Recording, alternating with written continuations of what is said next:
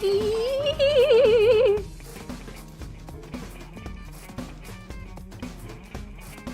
a party!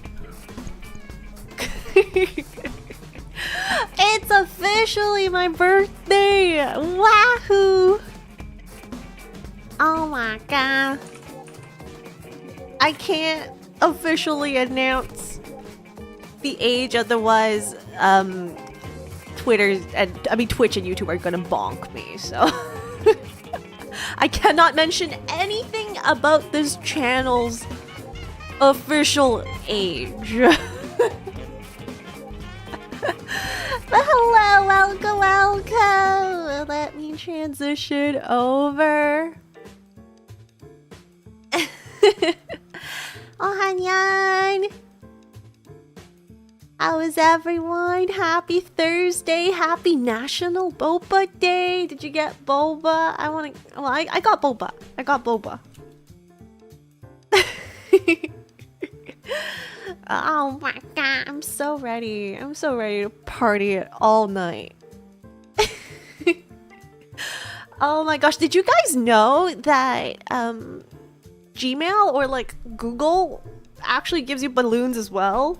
If you hover over your profile, like little thing, your user icon and stuff, it gives you birthday balloons too. I didn't know that. And I was like, oh my gosh, everyone's celebrating. That's so cute. I love it. I love the little stuff. Oh wait, shoot. Oh, I should open. I don't have Tomodachi Life set up, but I was like, oh my gosh, I need to open up Tomodachi Life so that they could sing happy birthday to me. But yes, welcome everyone. Welcome myself, Willie, Mercenary Heatwave. Welcome YouTube and welcome Twitch. We are indeed dual streaming for today. We've been dual streaming for the past week. How are you guys feeling about it? I'm so happy that this like dual chat thing, like multi-stream chat thing is finally a thing. So that I don't, it's all in one feed on my screen, so I'm pretty happy about that. In terms of numbers wise, I don't know, I feel like there's like a slight dip on Twitch, but it didn't affect it as much as I thought it would, which is nice. Thank you for still being on Twitch. I make more ad money there. Speaking of that, actually, dang, I have so much stuff to talk about. Let me write it down, because otherwise I will forget. So, I'm going to talk about Boba Day, but... you know what? Let's talk about Boba Day. National Boba Day. Technically international, because... I don't know, like, apparently there's celebrations all around the world. Some of these celebrations already happened, like... a whole month. Some of them is like April is Boba month or something silly like that. Here's 10% off if you select these specific items. And I don't know, their selection of drinks isn't my favorite, because of course they always have to promote their not milk tea with tapioca boba kind of deal, right? It's always like that generic one, and then sometimes they have like a version with pudding. I don't like egg pudding in mine, but it's never the ones I want. Warfare for Life, JB, welcome. So I have been like, I don't know, I've been keeping up. Let me pull up Boba Day. Boba Day. Like the discounts and stuff is not to my liking. And a lot of them are like buy one get one boba. I don't even know what YXE is. I don't know. Like some of them are like buy one get one. What else? $1 pearl. Of course, it like their standard flavor is pearl milk tea, so it's gonna be buy one get one of that particular item. It sounds like a regular sale. It really is. There's nothing that special, and it's very specific. Very, very specific ones. Berkeley store only. Okay. Oh my gosh, Yifang has like a Boba bear sticker. Oh, this year I did see. Hold on, my kittens are. I don't know why. They're so noisy right now. I don't know what they're doing. They're climbing up and down the cat tree. And I hope they don't hurt themselves, but also they just want to say hi. I just hear nails. You know how like the scrambly nail sounds? I'm sure they're gonna be fine, but they kind of scare me. I'm probably not gonna be fine. So okay, so let's see, 20% off selected drinks. Yeah, and it's yeah, this year I do notice a lot of places have stickers or pins. So like come in for a boba and then you'll get a free sticker kind of thing. Wait, this one already passed. This is April 25th. Dang, okay. Ew, and there's AI. Ew, ew, ew. Feng Le Cha. Let's see, buy one, get one 50%. Oh, this one isn't even buy one, get one. It's buy one, get one 50% off. Free boba with any purchase. That sounds nice. This one is Wuxi Land. Oh my gosh, Wuxi Land is pretty good. Their designs are so funny. What else? So much AI. Yuck. Yuck, yuck, yuck, yuck, yuck. What is this? Florida? Buy one, get one. Oh, this one's in a can. Heck yeah. $2 off any drink. Oh my gosh, bamboo. $2 off any drink with boba. So yeah, there's a couple of oh wait, this looks so cute. Reusable bottle for the first 30 customers with any purchase. No, you guys gotta see this one. Oh my gosh, this one's cute. Wait, this is from 2024. This is embarrassing. I don't know if they do it. They still do it. This is not from today. From this year. Yeah, most of the ones I saw this year are like, choose out of these 3 drinks and you'll get a slight discount. And I can't have 2! So the problem with boba is like, you can't have it overnight, which I don't mind actually, but some people might mind. If you have boba overnight, it just expands and turns into a jelly goop.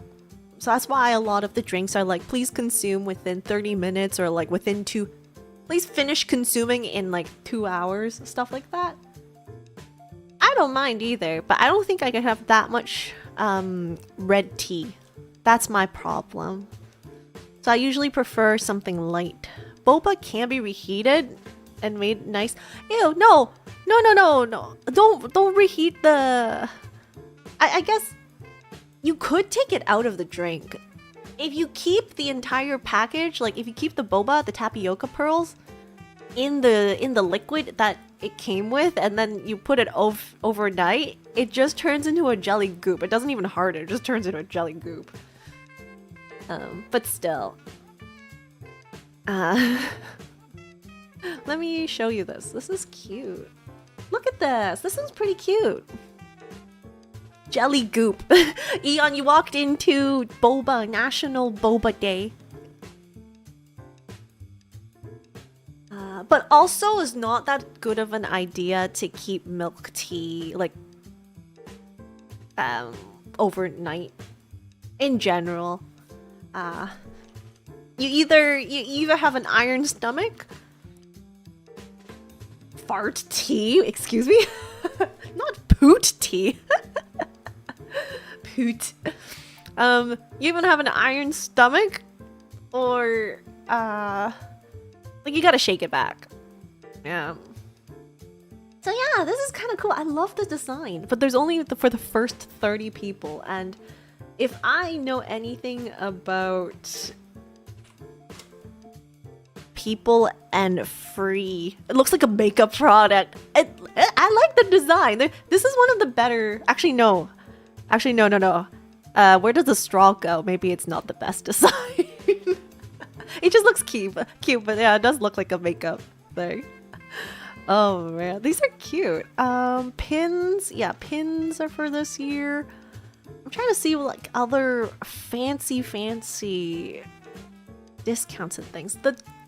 I'm searching on Instagram, and the worst thing is you can't search by like date. It's horrible. Rembla, welcome.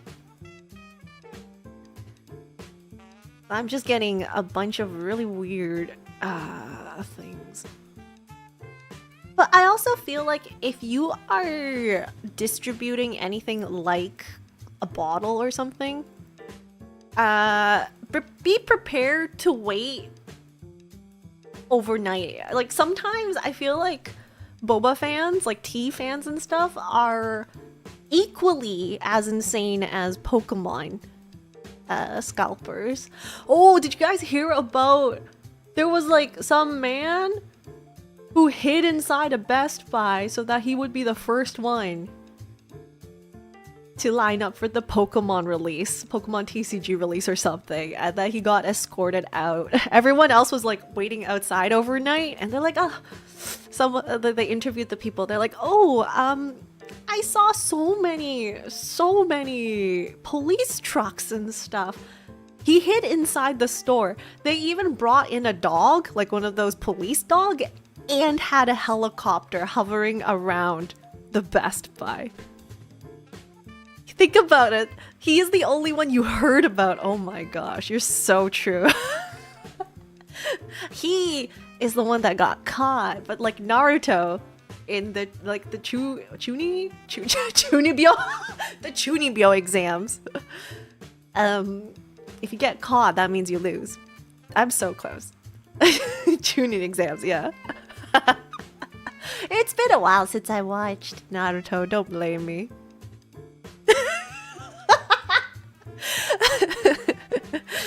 Antagonist, hello, welcome. How's it going? Something feels different. Yes, I have all of the dono reward for $25 or more over on Ko-Fi will get you a little spot on my head.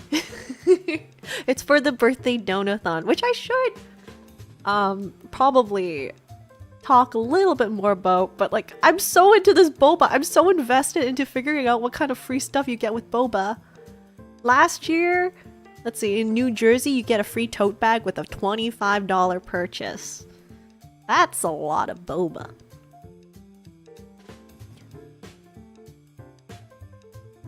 If people just stopped buying from scalpers, they would go bankrupt. Yeah.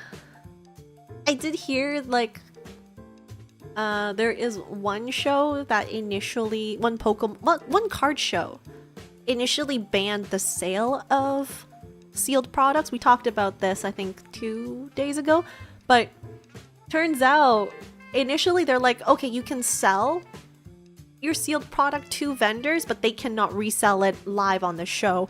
They're pretty much banning that too. So you can no longer, as an attendee, you can't sell your physical products that are sealed. It's only for trade, like only ripped products, like only individual cards that you want to like swap, trade and things. So you can't offload your junk at the shop, at the, what's it called, card show. What country? I don't actually know. Let me see.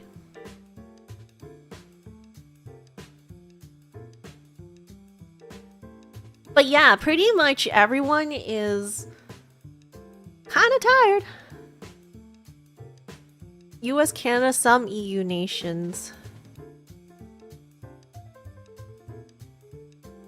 But it is quite an interesting turning point, I would say. The last time I went to a card show, look up coin clippers on ancient Rome. I'm gonna look that up. Hold on. Yeah, the last time I went to a card show I would say 90% of the stalls there had like some sort of sealed product. And that's the main focus. And it's like super like triple, quadruple priced.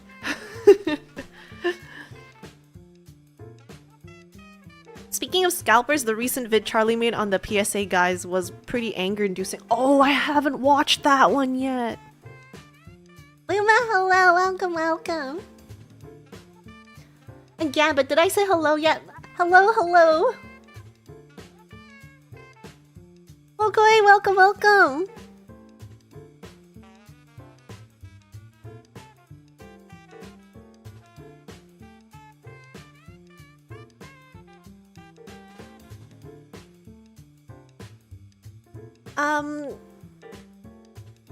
Didn't know the graders also sell. Okay, no, they do, I think. Yeah. I heard about that.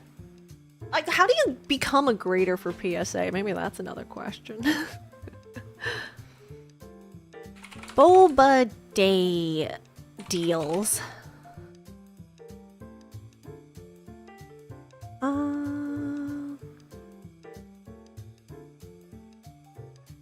Let me see.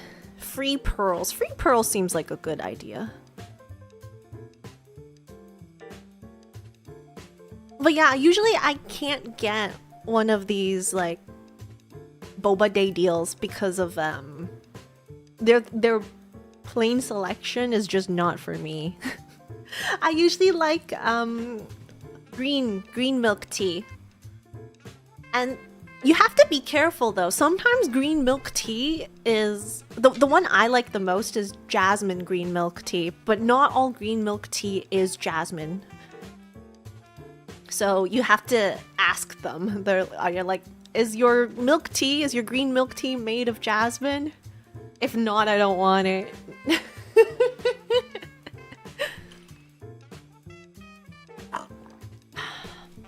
Grading just seems like some sort of weird money laundering scheme. It is. It's all... as much as they say that it is like according to like our standards and stuff, there's still some leeway in some ridiculous things. Like you hear a lot about people ripping open the 9s or the 8s and then resubmitting it and it becomes a 10. Sometimes when it's a 10 and then you resubmit it, it becomes a 4. So... and remember, there's like populations for these specific things too, right? Pedro, welcome. Alright, so it's not like they want to control the population of how many 10s there are versus how many 9s or 8s. And if you do it by that point, that means like it's already not fair. Right, it's already biased. It's just like when you hear that police tickets, when they're ticketing people for speeding and stuff, they have like a quota they need to complete. So it's like, yeah, okay. But before we keep diving in, because I need to talk about what the heck the Donothon is for anyone new dropping in for today. Bloop. Yeah, so we are currently on the last day of the birthday Donothon. We are near the end of this 3-day bonanza. Today is officially my birthday, so I really appreciate everyone's happy birthdays over on Discord and Twitter and chat and stuff. Thank you. I will try to respond to everyone on Twitter. I have 53 comments apparently so far. I'll do my best. I'll at least like the only issue is like I don't want to mass spam and have Twitter be like, I'm gonna flag you off as a saucy account. So I'm gonna do it slowly, but I'm actually super grateful and like really appreciative. I don't think I've ever had so many happy birthdays ever mentioned in my life. So I'm kind of daddy right now about it. I'm kind of blushing and stuff because like people don't really care much about your birthday in real life. You got a couple of people, but that's it. I mean, it's the important people that counts, right? But it kind of hurts when like you think you were like BFFs with someone and then they end up not saying happy birthday for that 1 year. I don't know. Especially when you're both still in school and you're like sitting next to each other kind of deal. That's kind of ox. But yeah. It is like that. So here is, you can see on the upper right, there's like a little goal bar, and that is up to 5,000, which is like including all of the stretch goals. We are currently really close to the 1,000, so the 4th goal on this list. Chat picks model asset. We are very close. When that percentage bar turns 20%, I believe that is the correct amount. I can math. By the looks of it though, I don't really have high hopes that we will reach all the way of the main goals, but that's okay. You guys have heard, like I was talking about this even before the Donothon started. Like I am pretty ambitious about this year's goals and things, but that's also like not really indicative of, is that how you say that word? Of like me as Lynn kind of deal. It sort of is, but it also sort of isn't. Like, I totally understand this year might be a bit hard for everyone. Last year might be hard. We might be in some sort of recession that no one admits to. Who knows? So yeah. It do be like that. Super understandable. I will try hard. I'll keep trying hard. Working towards these goals. Even if we don't make it, I'll think of something, an alternative and stuff. So that's what being a content creator is. I came across someone talking about like how much on average a VTuber makes on YouTube or something. Recessions don't exist. It is but a lie. Yeah, a third once another. I have heard like recessions sort of happen once every 10 years. I don't know if that's true or not. Can only contribute views. No, that is super important too. If anything, I feel like views are definitely more important than money. Money can enable certain things to happen, but without views, what is the point, right? So I'm so grateful. Thank you for being here. But yeah, what was it? So yeah, someone posted on Twitter earlier. Money can buy views through ads. Don't talk about those what's called bots, view bots. That is true.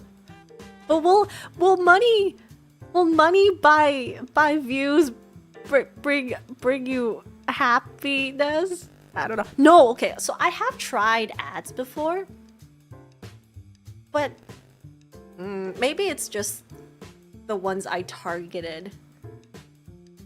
Let's just say for this account, I have not done ads whatsoever, so I don't know what what the current situation is. But from past experiences with different account and stuff.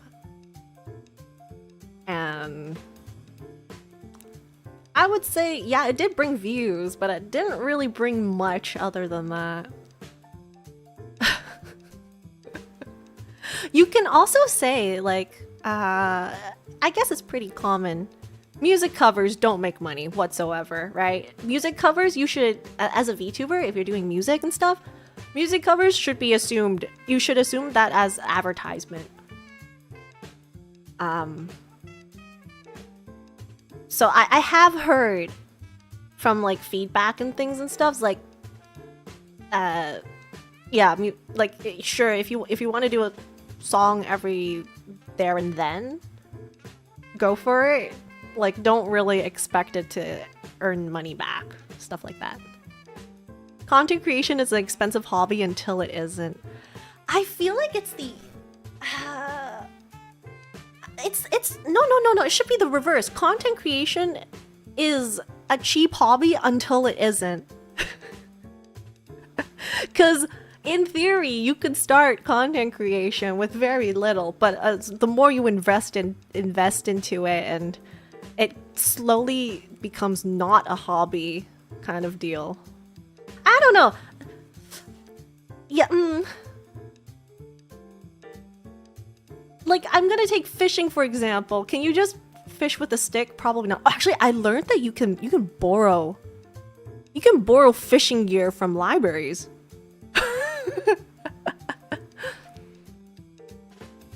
Content creation is very lucrative if you focus on being ROI positive. The dream. Actually, the dream. One day. New mic, camera, assets. Yeah.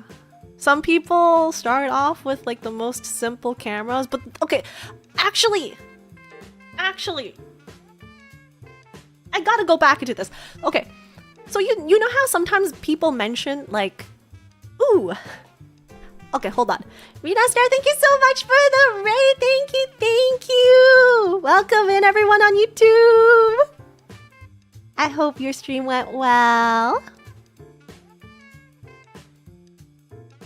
Gotta run. Thank you so much for popping by. Thank you. Seen people dig for worms and just hold up on a string. Okay, so that is possible. Actually, yesterday I saw a really, really nice earthworm. Like, it was plump and it was moving. Okay, no, hear me out. Okay, when people say like, oh, all you'd have to do for YouTube is just like your cheap camera, put up and record your face and then upload it and stuff.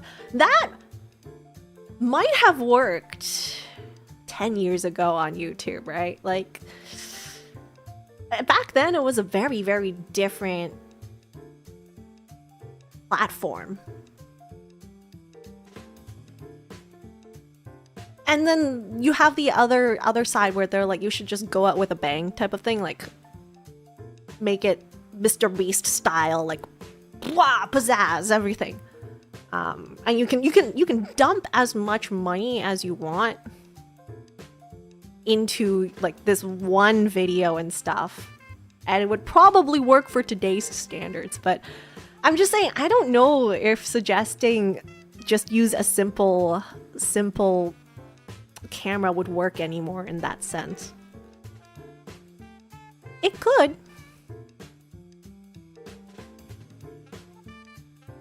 Mr. Beast is huge, but he's reportedly running a deficit to make it work. Well, he doesn't want to be taxed. You can't be taxed if you have no personal income,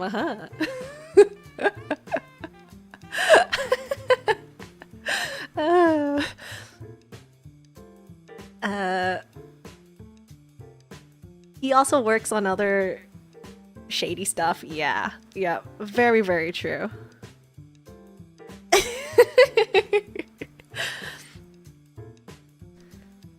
But I think money could definitely help if there was a chance, but Also, you also need a strategy.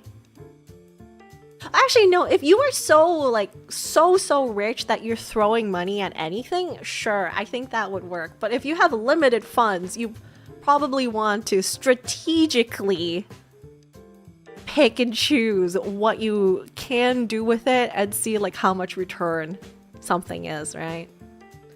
You could be smart about it, you could be dumb about it. And sometimes the worst thing is you could be dumb about it and then it works.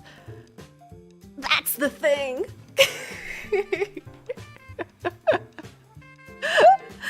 Am I an expert? I wouldn't say I'm an expert. Or you know what? No, I'm gonna go full Chuny. Yes, I am a pure expert at this. I have many years of experience. It seems like this is what everyone on Twitter is doing lately. I have many years of experience where I cannot disclose my facts and like where I learned this stuff, but I do. Every other tweet I've seen lately is like that. Also, fake it till you make it. That's also a thing. I'm not an expert, I'm an export because people don't want to keep me. Oh my gosh.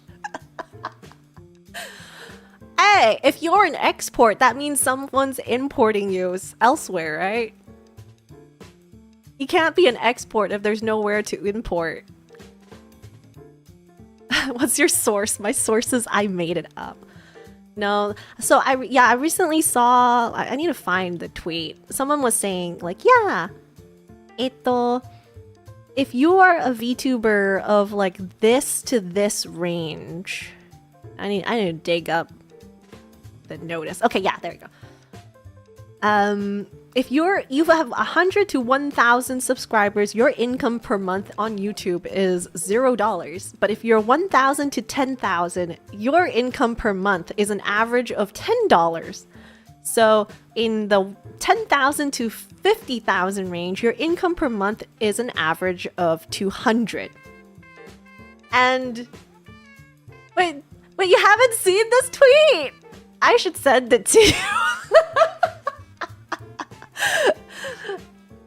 See, there's a lot of factors and things, like, they didn't show the source, so I don't know where these numbers are coming from. But also, I really hate it when people mention average.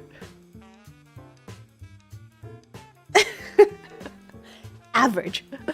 I remember when I was 10 times that and it was still pathetic payout.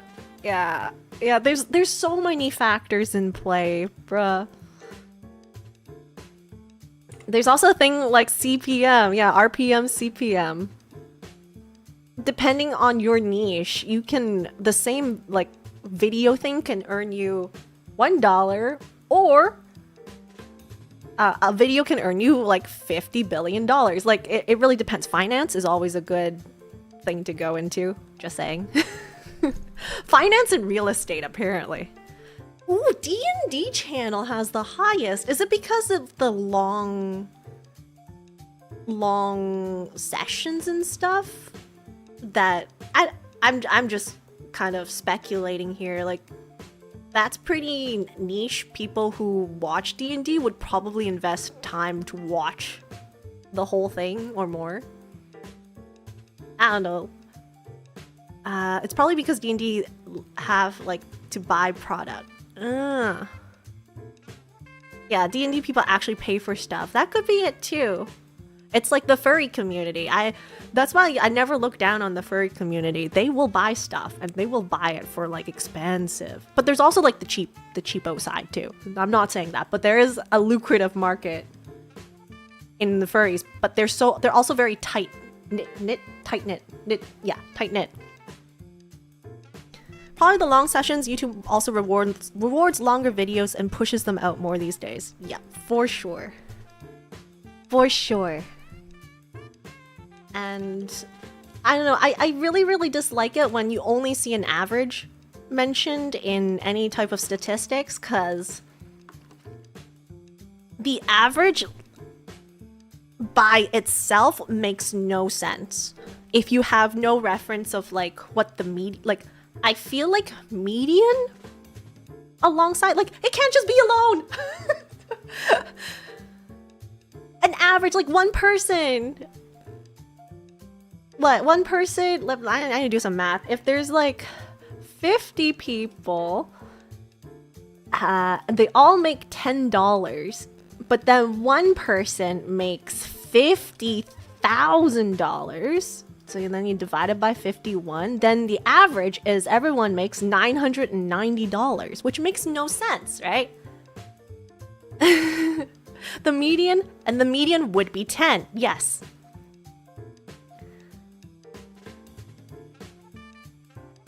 So in that sense, the average just makes no sense in this case. There's a billion people that don't make any money at all. And there's also a billion, okay, there's not a billion, there's maybe 1 or 2 people that make a lot of money. And I do like how people mention, but also some people mention like shorts don't make any money at all, which it depends, right? Some people have their entire channels just shorts, but they're good shorts that make like millions of views. So it's subjective in that sense.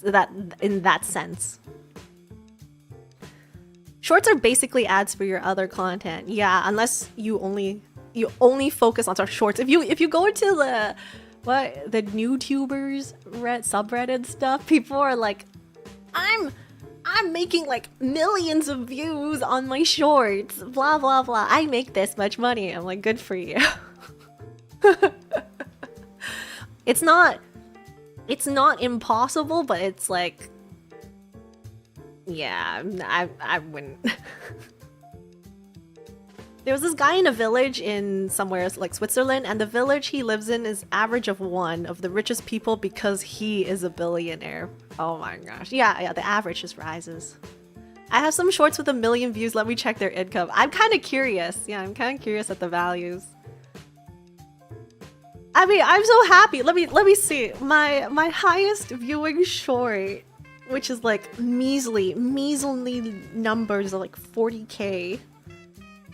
It's like not even viral, honestly. But let me see. Sort by most viewed. It has earned me a whopping $6 or 40K views. But it did give me 83 subscribers. Some just refresh the same short over and over and it pops up in timelines. Yeah. You have to be kind of careful about that, though. I heard that YouTube doesn't like it if you do it too repetitive.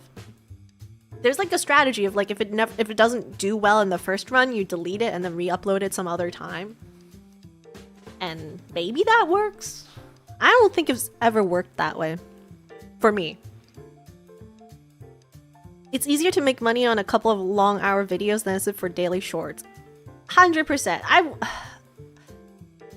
I believe there was a conversation or a is it a conversation or a controversy on Twitter the other day. They're like, shorts don't do anything for you, blah blah blah, and it's not true.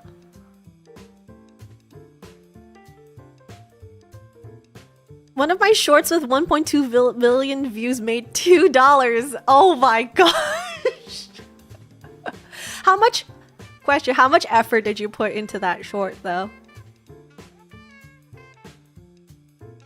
That's why I feel like it's nice to put a lot of effort into shorts, but the return. Wait, sorry, looked at the wrong one.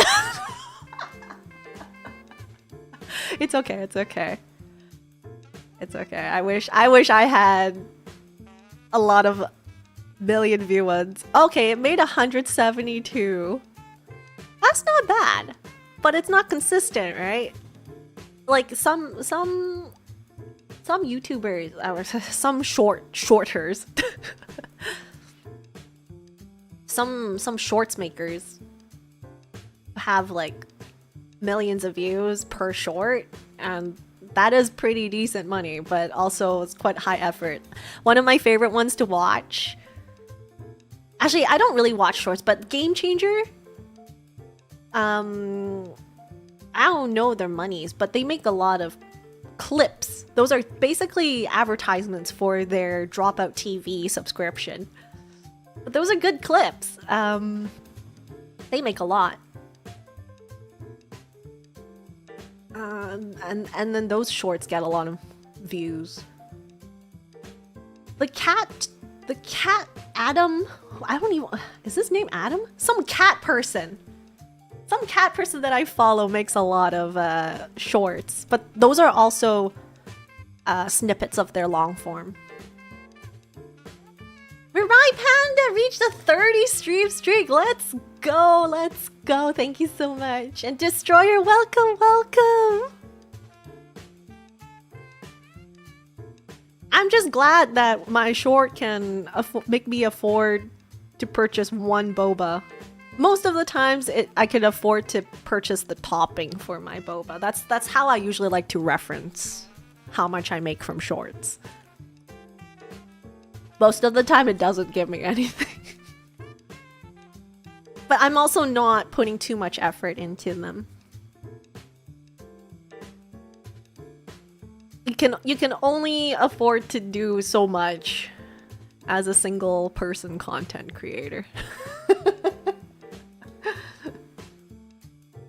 I do want to make more long form videos, but I might as well just start improving the quality of the videos more than making more.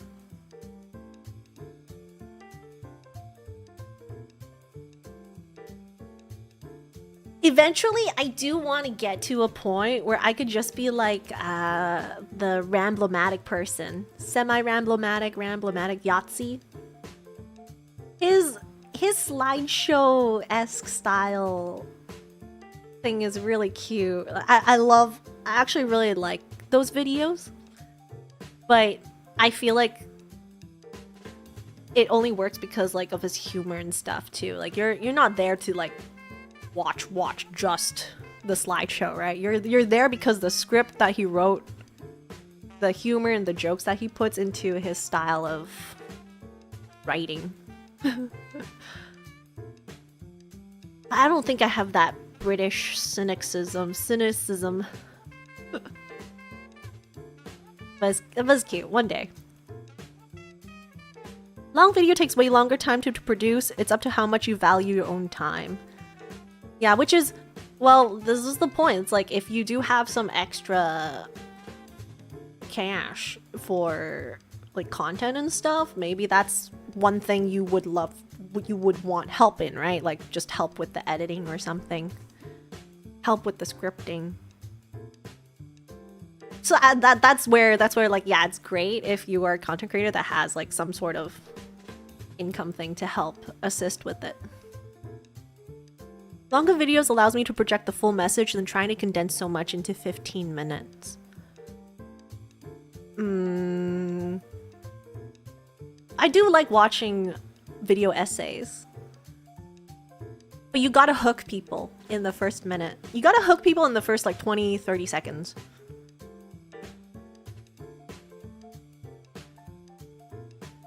There's the most recent video essay thing that I checked out was about why C-pop, like Chinese pop, it's like, is it dead? Is it not dead? And he basically goes into Cantonese pop, which I'm like, I'm so familiar with this. Video essays are hard to write, which is why like you don't see them being like, you always see like a team of people. Otherwise, you can't like shoot that once a week type of thing. You have to do like once every so often. When you finish it, then you upload it.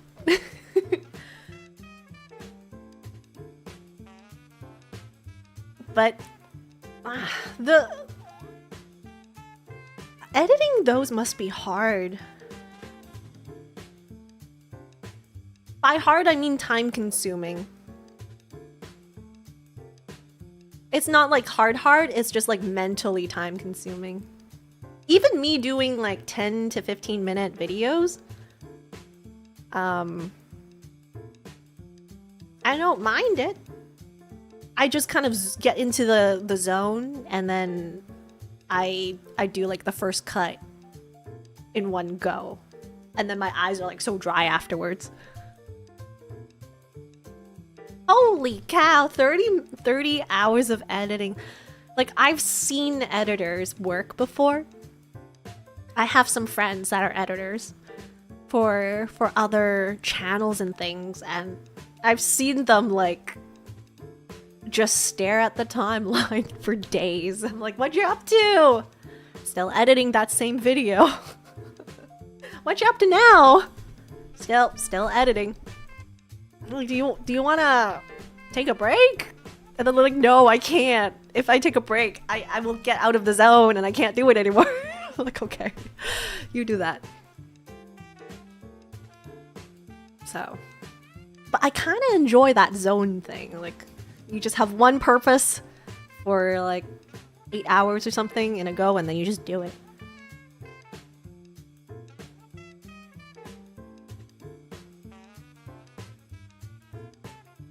So I do appreciate editors. I do wonder, like, because I have considered, oh, maybe I should outsource some help with some parts of the editing and things, but I haven't quite figured out how my workflow, like, would that make my workflow easier if I know exactly what I want versus just fully outsourcing one video, for example.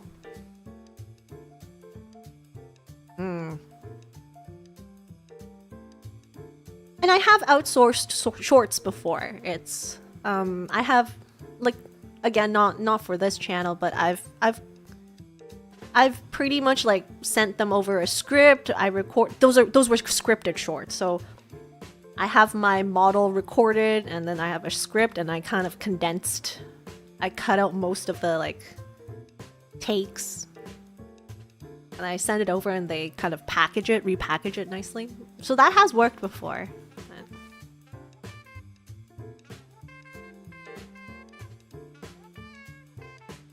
You also need to find an editor that kind of works with you, right?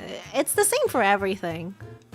The reason why I didn't clash well with like a teacher, for example, is like I did not understand their way of teaching, but then some other person teaches the exact same course, exact same material, and I'm like, oh my gosh, I actually get this. Usually, from what I've heard, it's a process of basically training your editor to work with your content. Yes, which means you need to know what you want in your content. I feel like there's quite a few VTubers, no, not VTubers, quite a few content creators out there who just don't really know what they want, and then when they send it out to an editor, this applies to music videos too. They come back, they're like, this is not really what I want. And then you're just like, what would you like? I can adjust it if you have like exact things you want me to change. It's like, I don't know.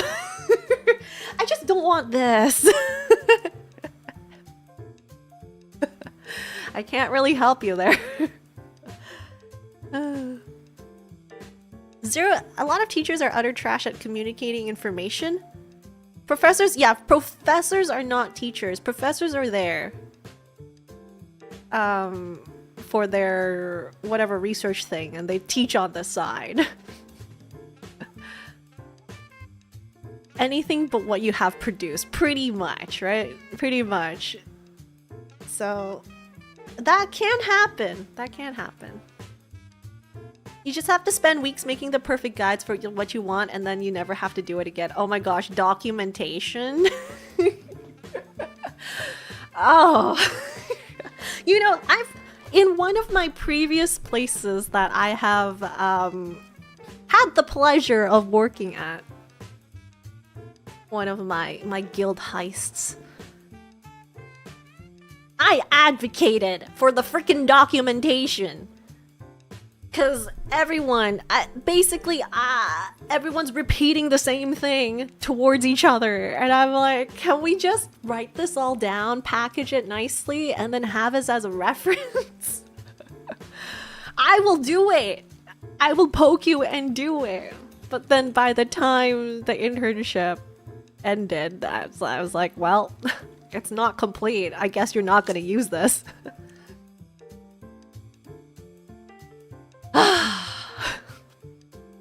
Documentation is great when people actually follow it, though. A lot of people don't. I had professors who talked to me like I was already in the industry and had years of experience instead of a first-year student. Oh my gosh, I've had that too! They're like, what do you mean you don't know XYZ?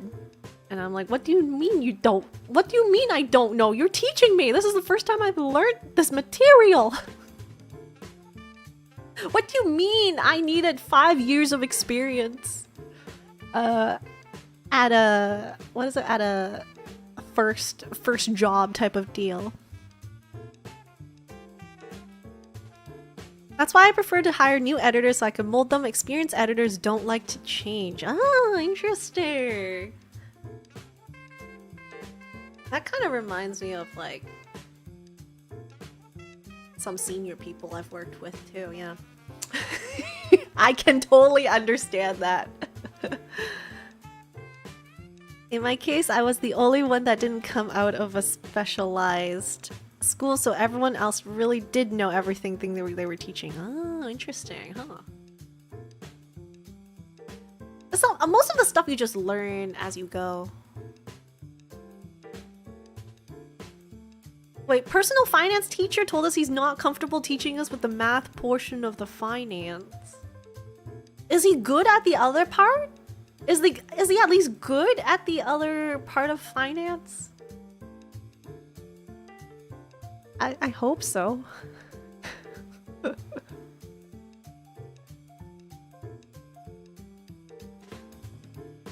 Though one thing with new editors, it also depends on your luck, because I've had people who reached out saying they would be interested in helping me out with edits and things, so of course I'm like, okay. Then they're brand new, right? They're like brand new, and it's like if I have any suggestions and stuff for them to improve, and I'm like, sure, I can help you out, and in return, like, I'll get a short or two.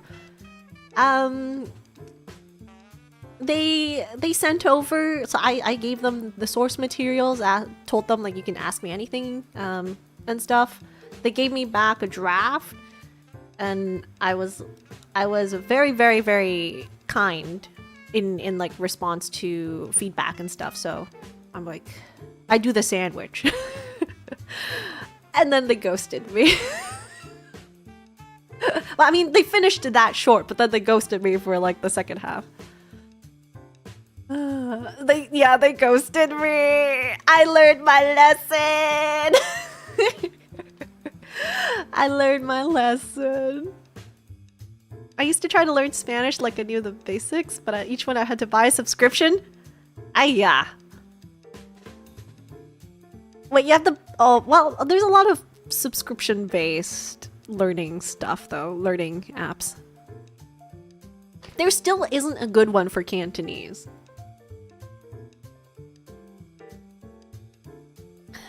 That's why I only hire people I only hire people are recruited who apply to job posting. Way higher success rate. At least they have like the...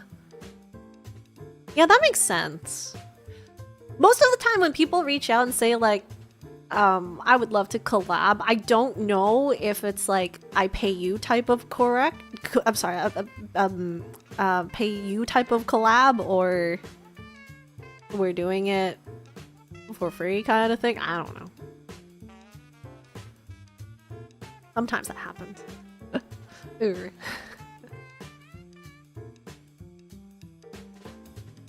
I never reply to any one of those because I don't know if like any of those are spam. Like in the intentions and stuff. I don't know.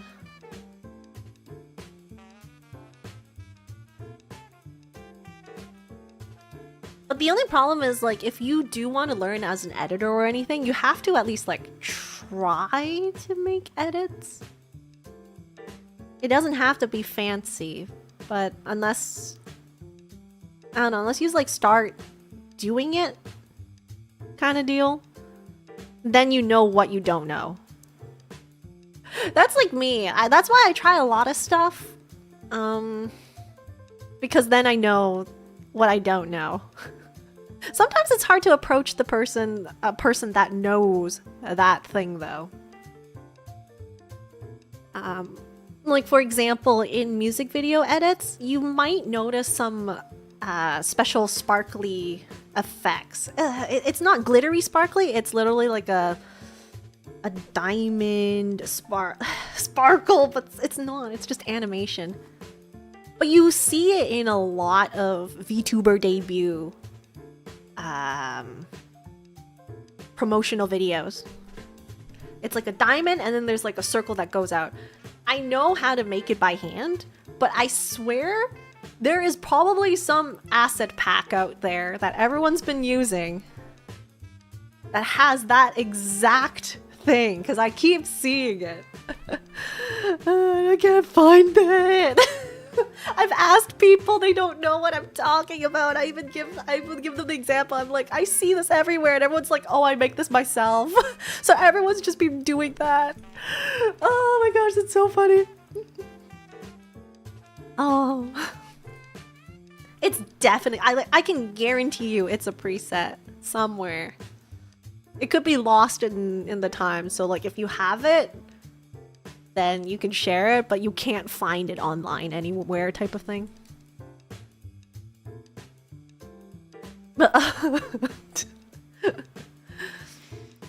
Love presets, they save so much time. Yeah, I'm not shy about using presets either.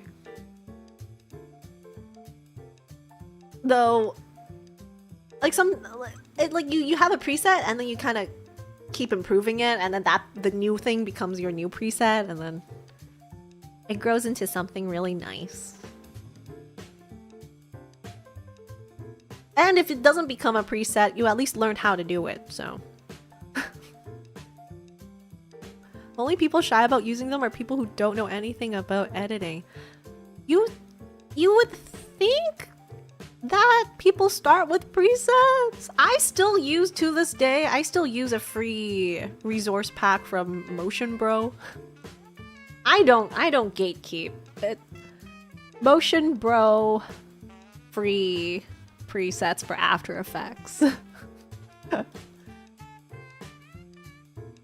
It has saved my life many times.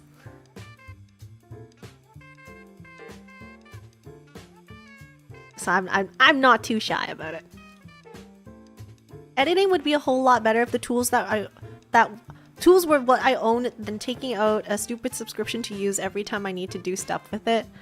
Tell that to presets. Oh my gosh, Mr. Horse.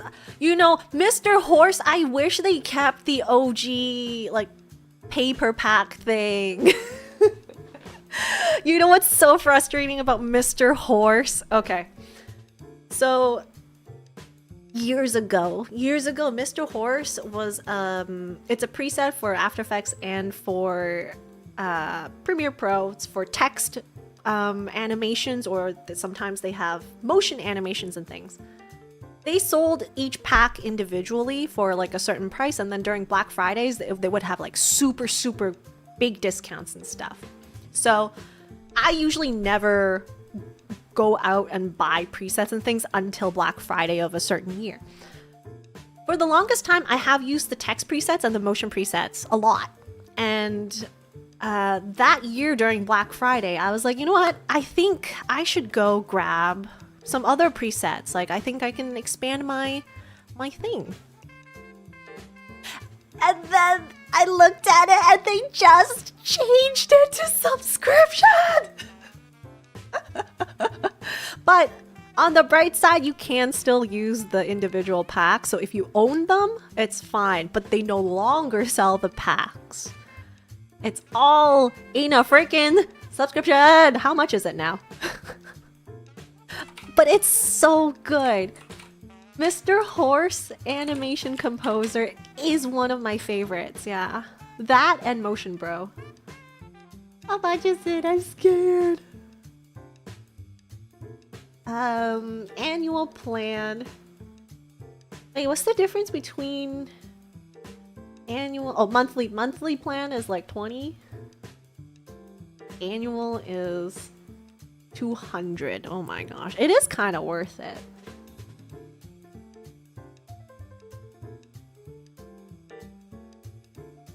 Oh. I thought it was more. But like, it adds up. That's the problem. This is one preset. And then if you keep using multiple different companies of presets like Sapphire. What's the other one? Sapphire is one of them, and then Maxon, dear lord. Trap Code. Those ones are really, really expensive because they're shoot, I forgot the word. What's it? Not studio. What is it? Company, corporate. It's there's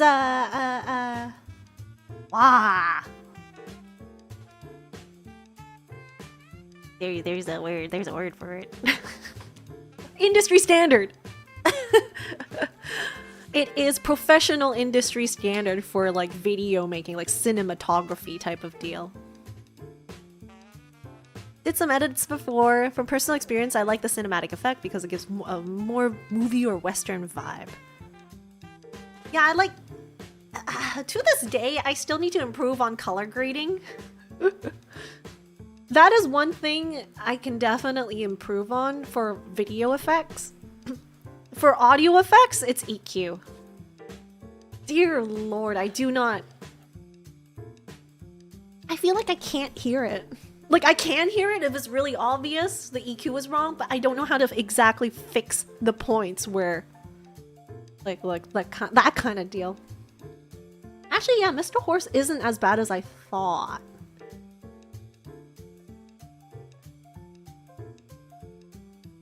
But it does add up, like for every like preset thing and everything, it just slowly adds up. I do like to think like, oh, okay, so for example, this one's 200 billed annually, right? If I do a commission, a music video commission,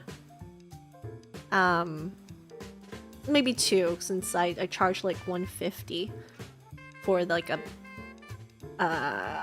semi-complex video. Like 2 videos would make up for that's 1 subscription. But then you have to think about Adobe. Like, how many videos do I have to do per year to make up the Adobe subscription in the first place?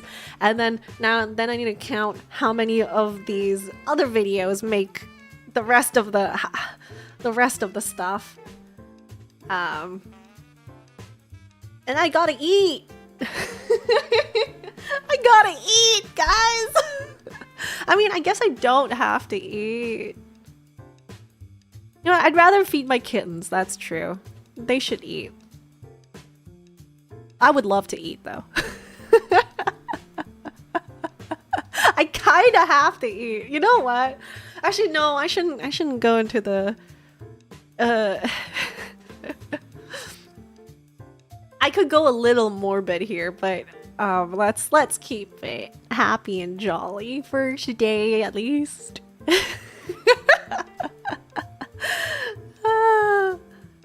Yeah. I do like to limit the amount of presets and things I have.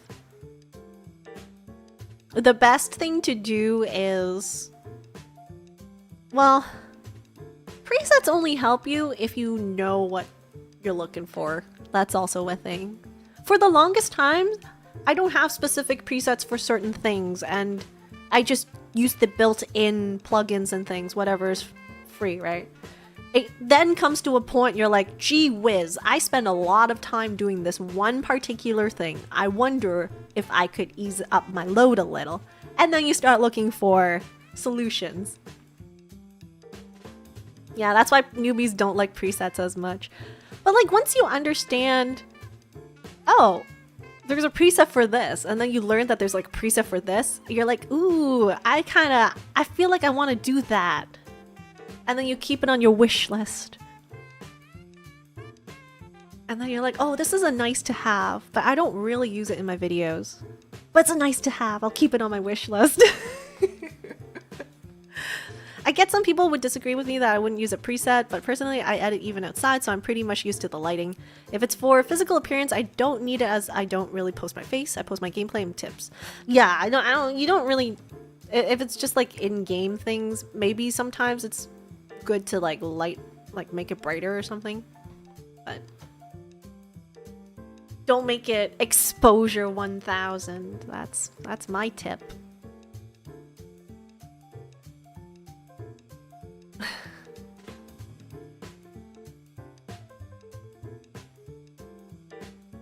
I always have to stop myself from adding more presets to my wish list. Lately, I've been looking at booth.pm,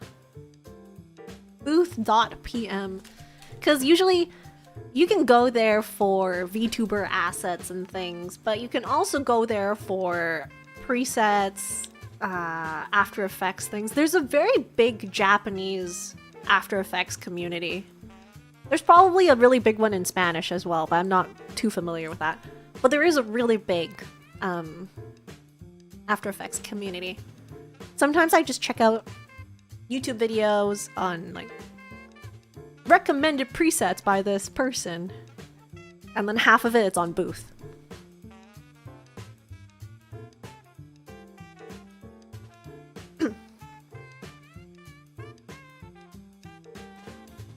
Mexican Panda, thank you so much for the dono. Thank you. Oh my gosh, we reached 20%. Let's go. I need to pull up. Thank you. I need to add you to my cute little sticker crown, which means we have reached the next goal, I believe. I'm gonna zoom in. Chat picks a. I'm gonna zoom in. Chat picks a model asset. What would you like to see as a model asset? Feel free to share suggestions. Let me as I add. The Mexican Panda. Let me scroll down. Heck yeah, and then I'll also give you your cute little Douyin dance.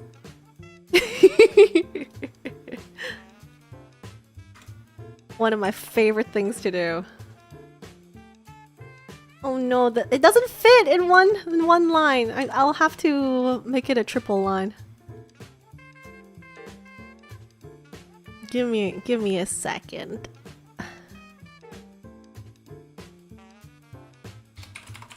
Heck yeah, the Douyin dance time. One of my favorite things. I think it's pretty fun. I thought that was a pretty clever thing to make a copy of. I don't wanna hide, so let me move this. There we go.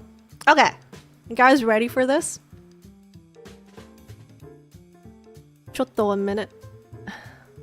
Where's the chat? Come back. Okay.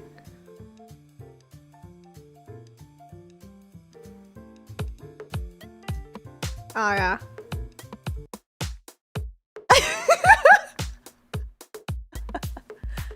Thank you, the Mexican Panda. Thank you for the Dota gift. You're so sweet. I appreciate. Let's continue. Have a blast and celebrate.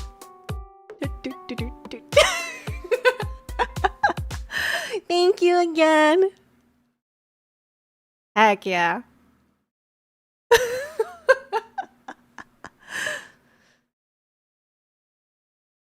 Oh. I love that dance. I should make more of them.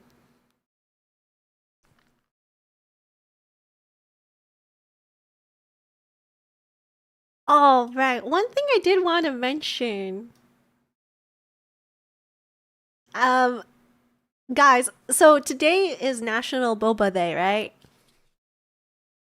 Oh, hold on. I need to turn back on the BGM. I turned it off. Today's National Boba Day, but in Hong Kong, it's pretty much it's pretty much a holiday asterisk asterisk asterisk because there is a very very very famous celebrity named Gengtou. And his birthday is also on April 30th, and he's basically the equivalent of Taylor Swift in Hong Kong. But he's Taylor Swift for aunties. He's the Taylor Swift for middle-aged woman. Nami, thank you so much for the raid. Thank you. Welcome in, everyone. I'm about to tell the story of Taylor Swift for middle-aged aunties. And how I didn't realize I shared a birthday with him. Taylor not so Swift, yeah. It's more like... Well, his name kind of like if you misspeak it a bit, it's Ginger.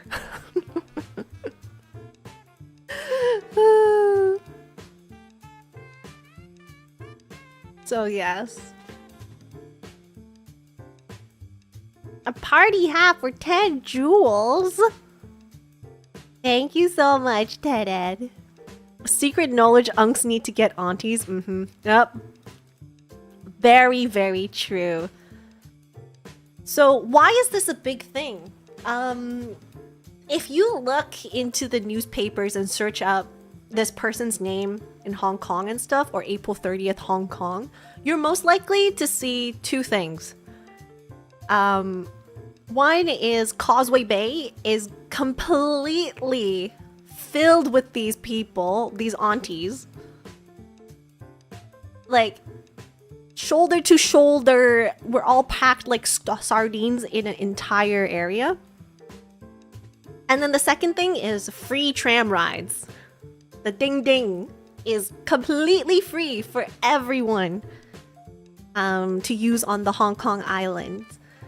And the reason is fans, or you could technically be anyone, but like fans all together chipped in and paid the tram system so that anyone who rides it for today, or I guess yesterday because it's late. I don't think the tram does it anymore, but on April 30th in Hong Kong, you get a free ride.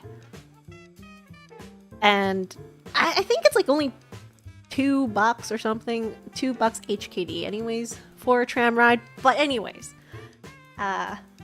people complain about it.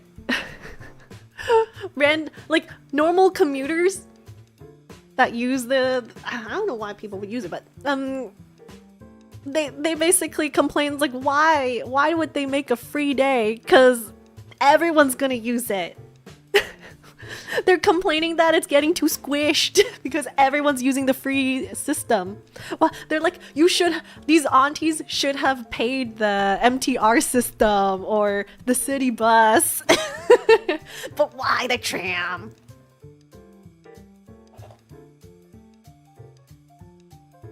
It's actually super, super funny. But it's a good thing. It's a good thing because oh, someone said like Star Ferry. Why don't they pay the Star Ferry? Because a lot of these transportation systems are technically not profitable. They're not profitables. It's a canned sardine experience. Exactly, yeah.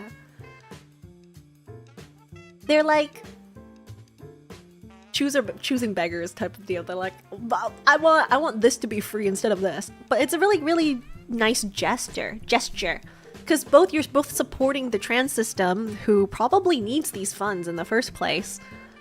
And, the other thing is, they put the poster of this little boy. He's not little. How old is he? 27? I don't. Gung To age. 27. He's plastered all over these trams as well. So one other thing that these little aunties, yeah, 27 is probably a little boy to these aunties. These aunties are stepping onto the rails and stuff, taking pictures with these trams. So they're being a nuisance.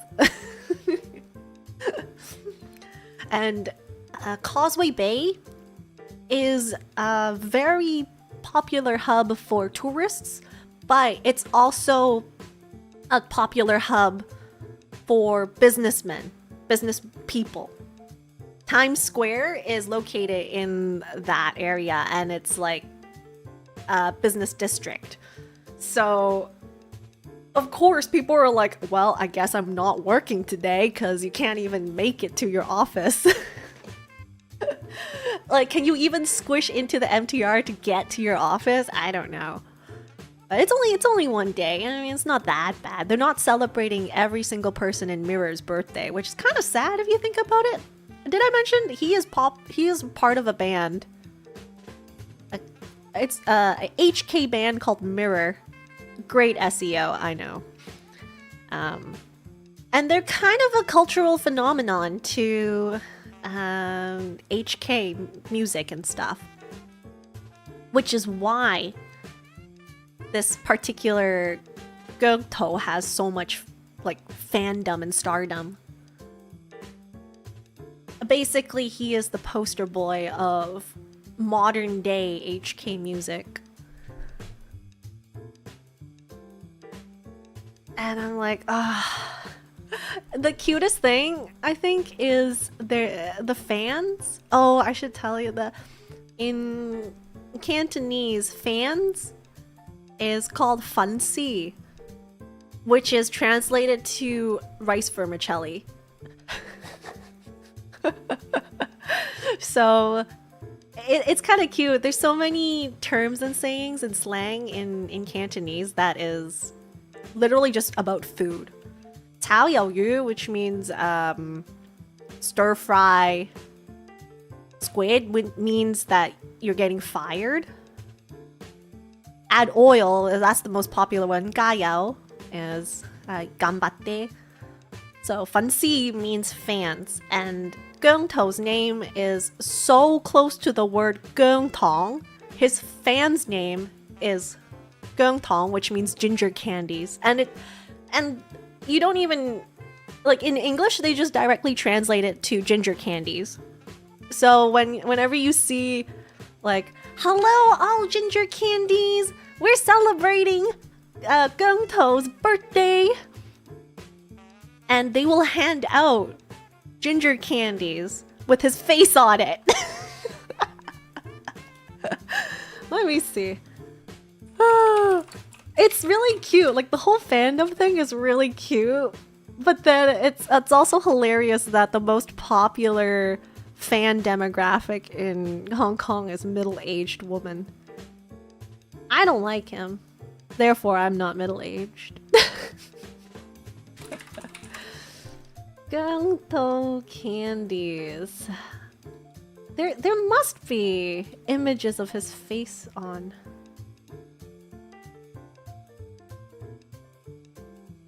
Oh my gosh.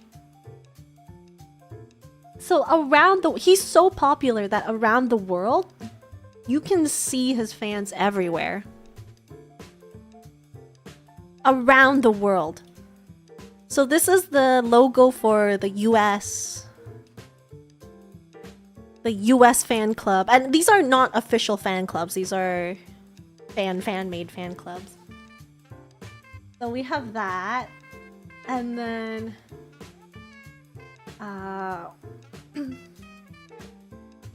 Everything's really blurry because, of course, these aunties are all on Facebook, so you can't really search up stuff unless you click on it.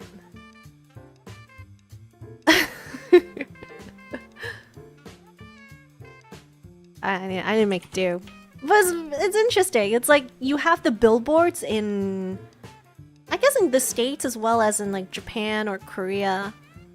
You can rent a billboard to put your favorite oshi or your whatever. You can put whatever you want on a billboard. You just pay for the billboard, right? So in Hong Kong, all you have to do is just pay for the tram system.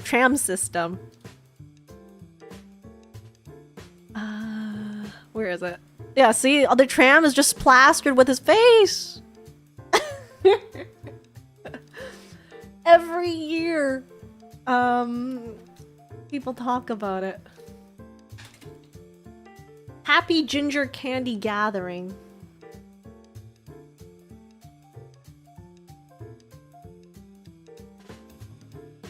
Like, it is my idol color. I don't know if they have idol colors. Free tram rides organized by Gyeongto Candies. So cute. It's a really nice gesture. Let's see, what is this from? From 2023. So they've been doing it every year since. So you kind of just expect on the 30th. This is what happens.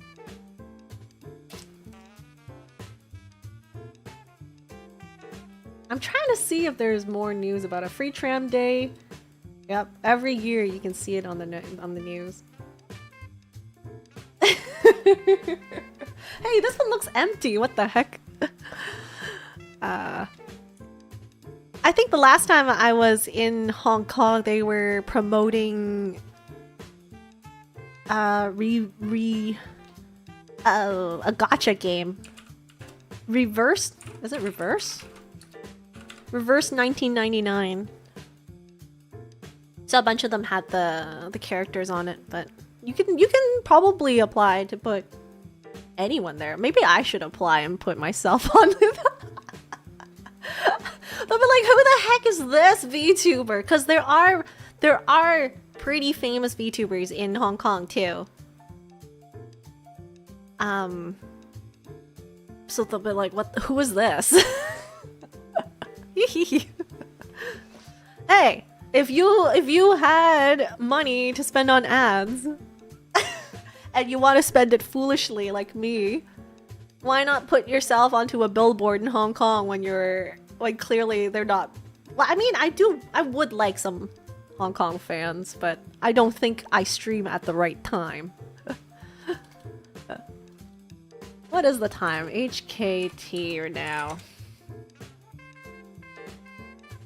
Oh, it's only 6 a.m. It's fine. Oh my gosh, Gullis, you're in Hong Kong? Hello!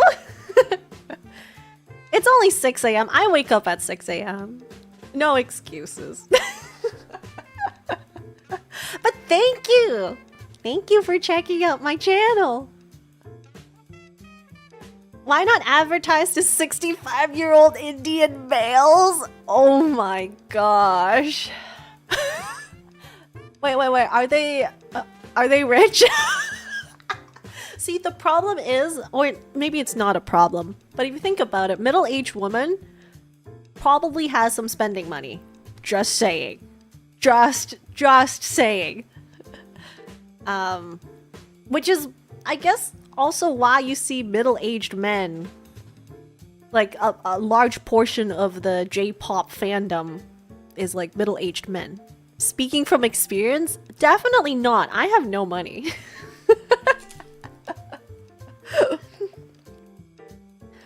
I'm even like, I don't know if I can even afford insurance for my kittens type of deal.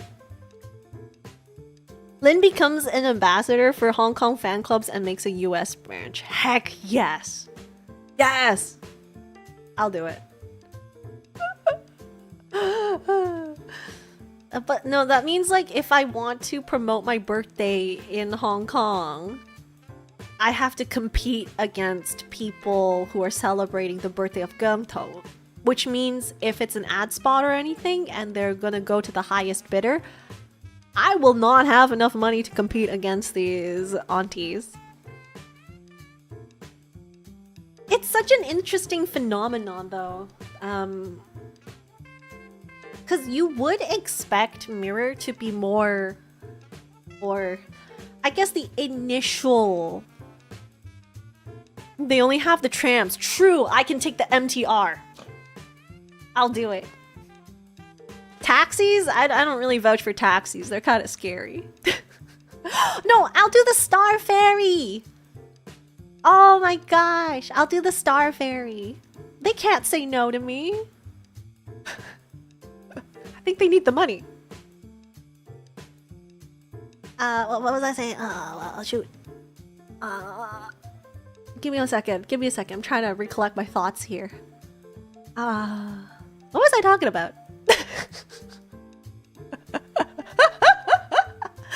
If only I didn't have a memory of a goldfish. Oh my gosh.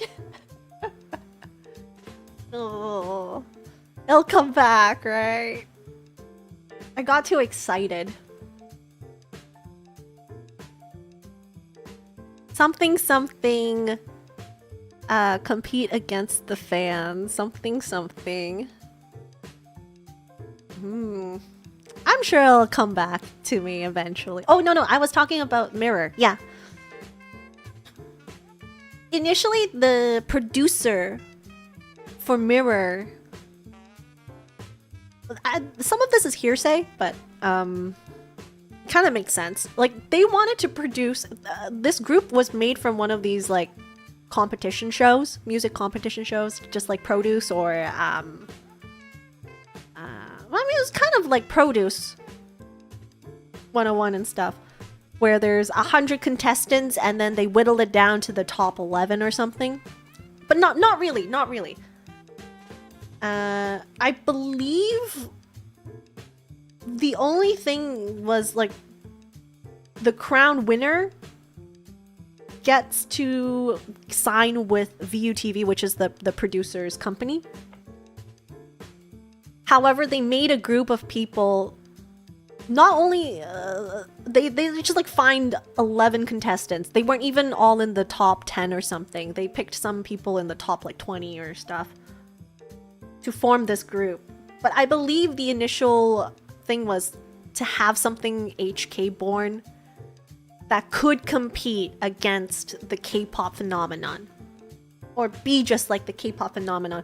Because lately, I mean, I can't even think of a lot of Cantonese groups, music groups, like pop groups, right?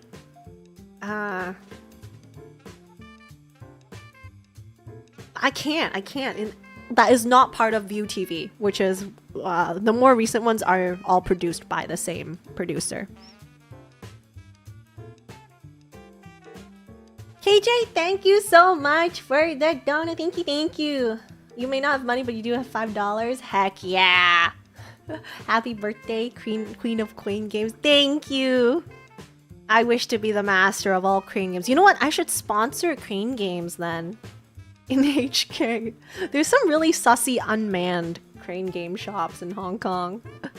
I dare not try, because I feel like it's all a scam. But yeah, so the thing about this was initially they wanted to target the younger demographic, right? Like,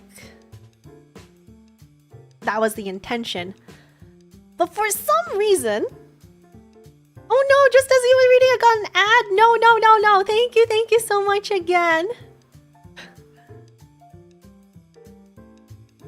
Can't believe it. Well, at least hopefully the ad would bring me a bit more spare change, right? That ship has sailed a long time ago. Well, they tried. But it turns out the perfect storm happened. So instead of attracting the younger demographic, this person, Gyeongto, was the perfect storm that attracted the paying aunties. the rich, not even rich, but like disposable income aunties. Cause he has like it could be produced, who knows? A lot of these music shows and stuff, half of the things is like produced. They want to make a story, right? So that you could associate with some of the competitors or like make you feel things. So what he was an example of was like he used to be a chubby boy, shy chubby boy who like is from the country bumpkin side. And when he went to this competition, he made a lot of effort to lose a lot of weight. So you have the before and afters, like the fat version of him, and then the less fat version of him. And then apparently that like hit the heartstrings of aunties across HK. I didn't really like him. For different reasons though.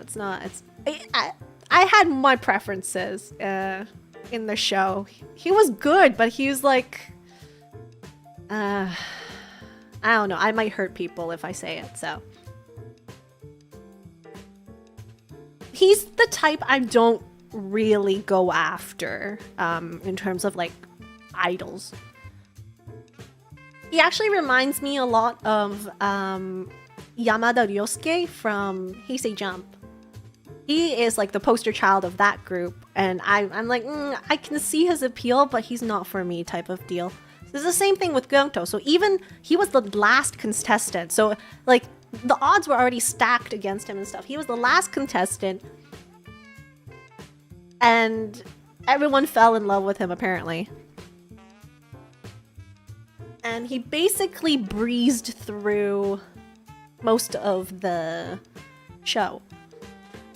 He was like guaranteed. And then, did he win? I don't even remember. This is a while back. Did he win?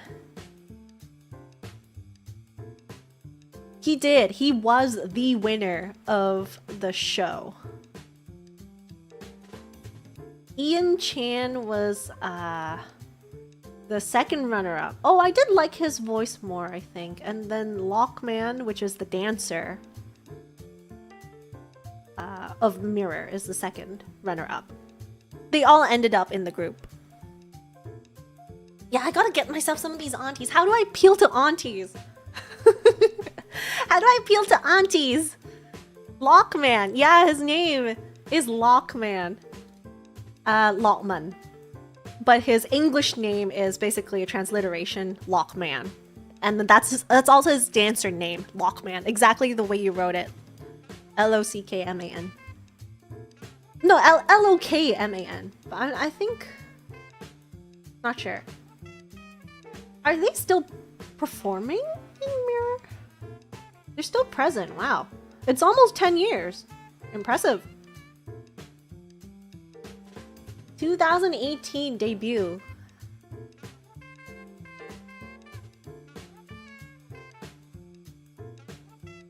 But whether you like them or not, the group and Gyeongto and stuff, like you still gotta appreciate what a big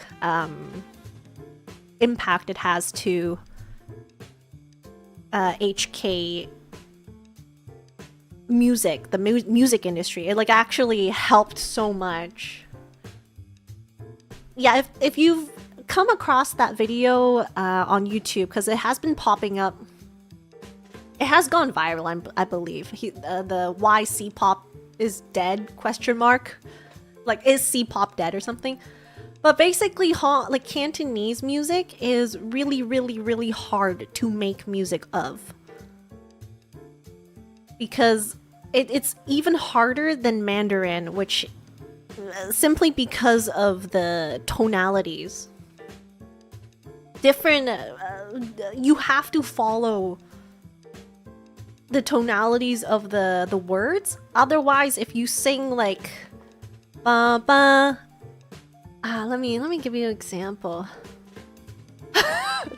Tagalog is my favorite. Tagalog is my favorite fast food chain in Hong Kong. But you can hear the melody of that already, like Tagalog, da da da. So if you change it to ascending trio, so like da da da, and then it becomes Tagalog, it doesn't work because it becomes different characters. So you have to follow these tonalities while crafting the melody line.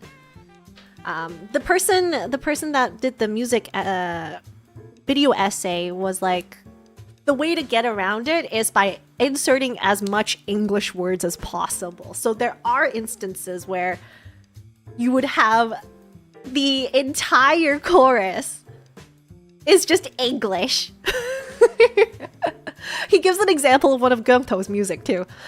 It's just English. Or you could even do it one up. Do absolutely no lyrics for the chorus. It's just a drop beat and then it's just all English and one Canto word at the end. Reverse it. The reason why it's hard is because there's English is much easier to rhyme at the end. So you do all Canto and then at the end put an English word.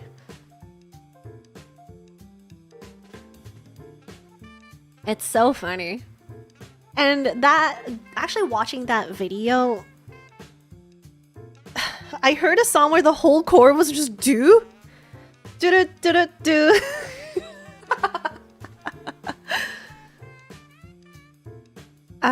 But it makes total sense now why I struggled so hard to transliterate into Cantonese. Because it just doesn't work. In some cases. And I mean, Mandarin also has this issue to a certain extent. And then he also provided the example of Jay Chou. Honestly, I don't really know much about Jay Chou. I just know him as a musician, like an artist, but I don't know his songs or anything. But Jay Chou apparently slurs his words so much in Mandarin that even like Mando speakers in like mother tongue Mando speakers are like, I have no idea what he's murmuring. Because he cares more about the lyrical sense, like the melody sense, rather than enunciating every word to make it perfect. So I thought that was kind of interesting, but not everyone can imitate what he does to that extent, because Jay Chou is Jay Chou. You can't copy Jay Chou and still have the same like fame and stuff, because he's him for who he is. I don't know any Jay Chou songs. If you want to know the text, you can read lyrics. I would just produce sounds. Exactly, that's his way of doing it. He treats his voice, he treats words as an instrument. Do it. But then now it makes a lot more sense why there's random English words in Korean songs too sometimes. And I didn't know IU sang Cantonese. The girl who's the face of like 90% of soju in Japan sings Cantonese, and she kind of explains it. On the other hand, 4 syllable phrases in Cantonese is easier to make than in Mandarin due to how similar it is to Old Imperial Chinese. Very true. Pros and cons. J-pop uses a lot of English words too. It's almost always awkward. That's the charm. Like, it makes me think, like, these producers are so brave putting English words that is kind of awkward. Why aren't we also doing the opposite by making English songs with some random Japanese in it? J-pop English is its own language. K-pop English is its own language too. And it's great. The only Cantonese I know unfortunately cannot be said in such a say so channel. Which one? PK? DL? I won't say. Yeah, I will not say the full thing. Some people do say that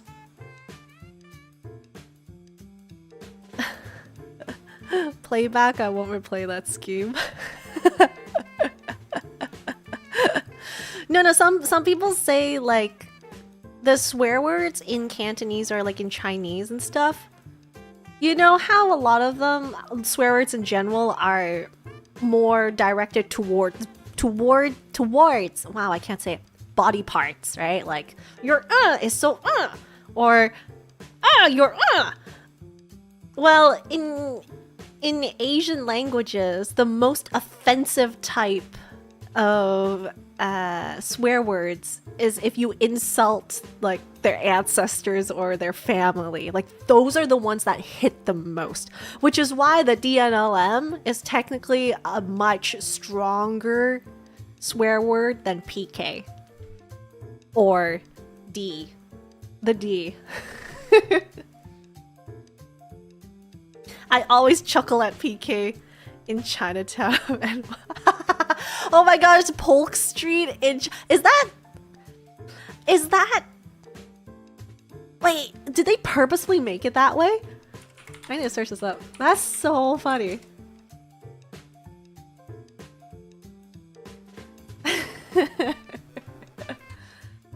Wait, there's one in San Francisco too.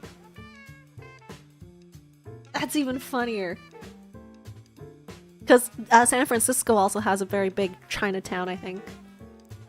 Your mother was a hamster and your father smelled of elderberries. This is why my favorite Hearthstone insult is your mother was a murloc. Clonodioda.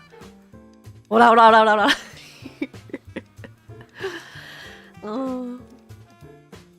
Yeah, Gangtou. Never. They're scary, okay? I've actually come across one of these like fan groups of Gangtou outside of Hong Kong. They're scary. Your mother was a hamster. Yip, yip, yip.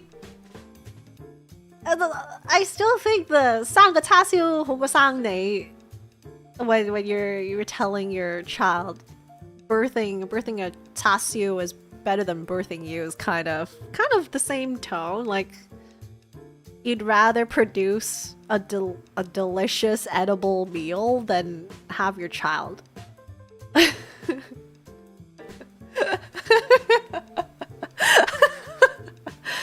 Oh my gosh. I actually asked my mom about it. I was like, Mama deRouge, have you ever heard of this saying? And she was like, WTF?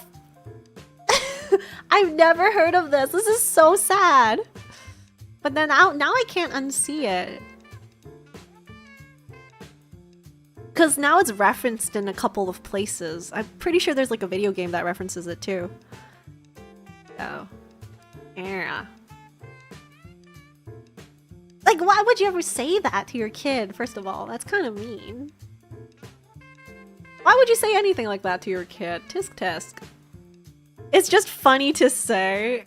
It is funny, like, hearing it, though. It's true. Being insulted by your own mother is probably not nice. I was watching a J-drama recently.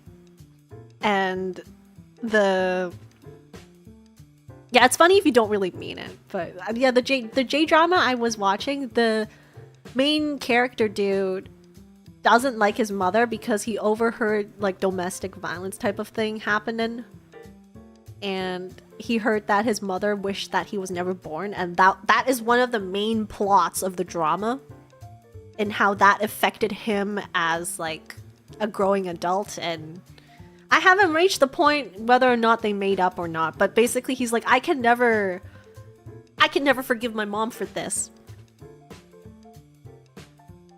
So yeah, it's a really big thing.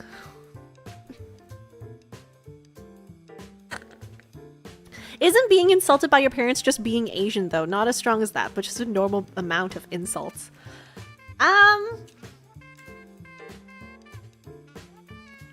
Well, I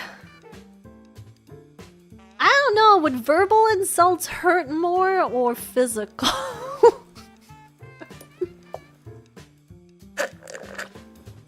And not the chancla kind, I mean like hardwood kind.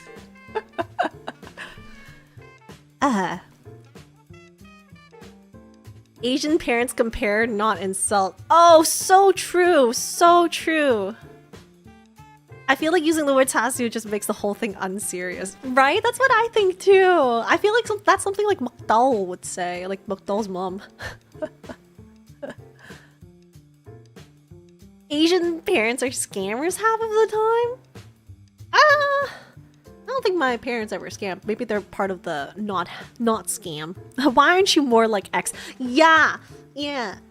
So it's kind of funny like looking back at this, but basically there has come to a point where like I used to be friends at like baby school, like junior school and stuff.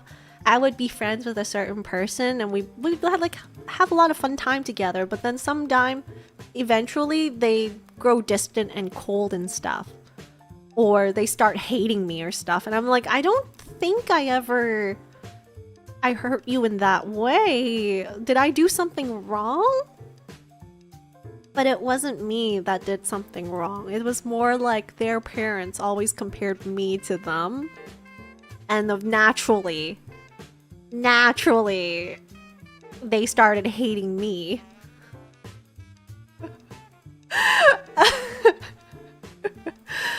Oh my gosh. And then I lost a lot of friends that way. It's not even my fault. Looking back, I'm like, okay, whatever. But it is unfortunate that a lot of this situation happened.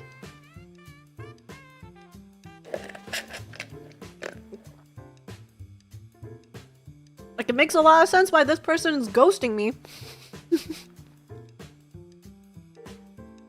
I only have jelly left in my boba. Nom nom. Why can't you be more like Lynn? She's a rogue and a VTuber. Pretty much. I did compare my cats. Oh my gosh. I compared them in the most affectionate way and they don't understand me, so it's fine. You know, my kittens have this certain like sense of innocence in them that like I can't possibly be angry at them in that sense. Johnny Cat, thank you so much for the dono. Thank you. Thank you for the 20. Happy birthday, Nya. Thank you, Nya.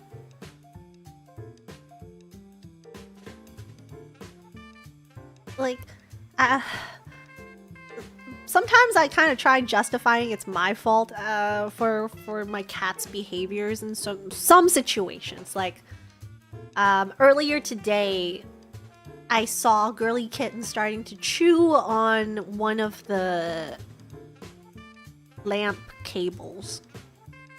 And, well, of course she's gonna start chewing it because I put the bed close to the socket, right?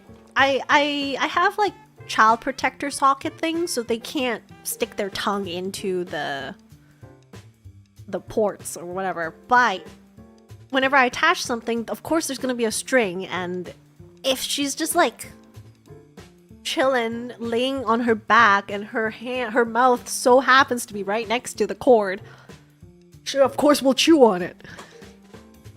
My cat was wondering why my kitchen smelled so spicy. What are you making, North Dakota Traveler? Oh, it was your ramen. Is it your Shin ramen? Is it the K-pop Demon Hunters ramen? Because I feel apparently they're collabing with Shin Ramyun. Bulldog 2x spice. Oh my gosh, good luck. I can't. So yeah, like when I tell my kittens like, oh, don't do this, Did I make it easy for them to do it? Probably. It's probably my fault for their behavior for certain things. So I have to kind of understand that. And then when they jump on the kitchen countertop, I tell them no and I drop them back on the ground, they look up to me with like the cutest eyes. They're like, why did you do that? Why did you drop me on the ground? I was happy up there. Like I can't possibly be mad at them. I can't possibly. They're too adorable. My heart.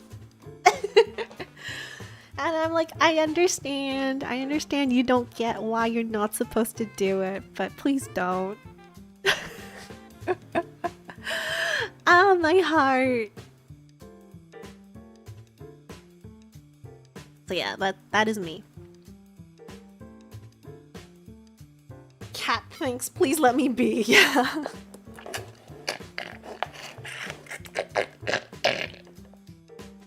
Sorry for the weird slurping noise. I literally have like none of this jelly I finished. So I'm just slurping jelly with the tube.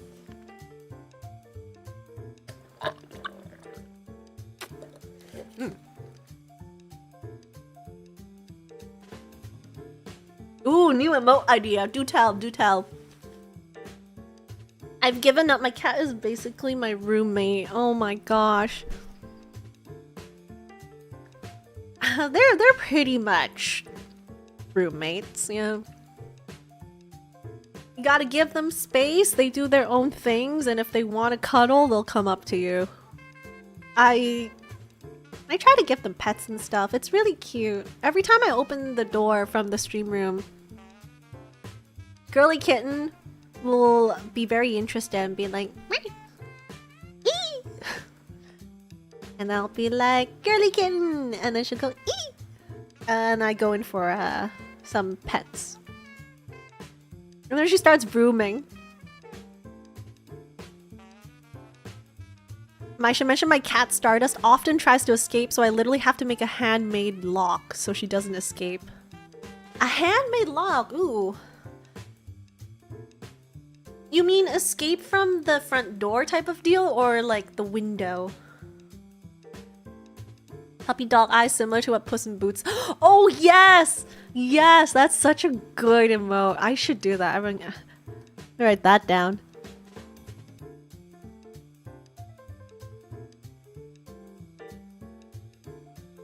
Heck yeah. Boyo! I feel like Boyo's starting to know when I'm leaving. He acts such like exactly like a dog type of thing. She escapes through the bug trap door, so when it's open I have to do that. Oh, yikes.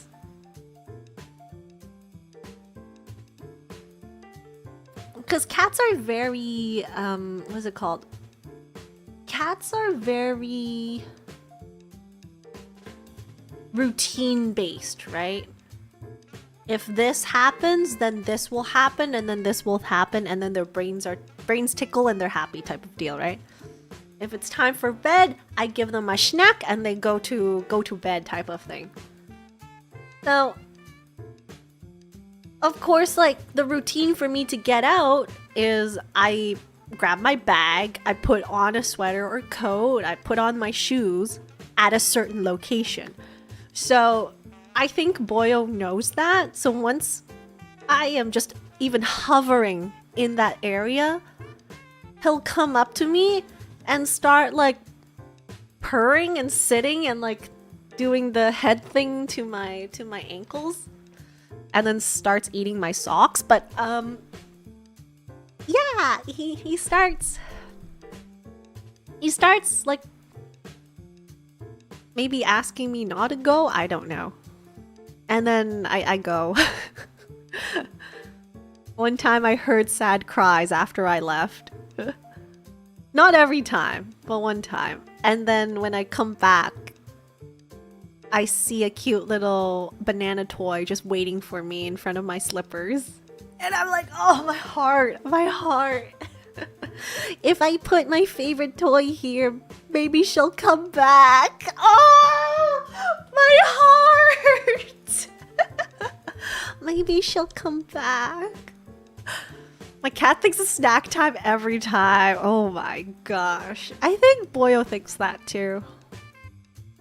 He eats your socks? Yeah. He likes to put his claws on my socks. And then slightly chew on it affectionately. You do be like that.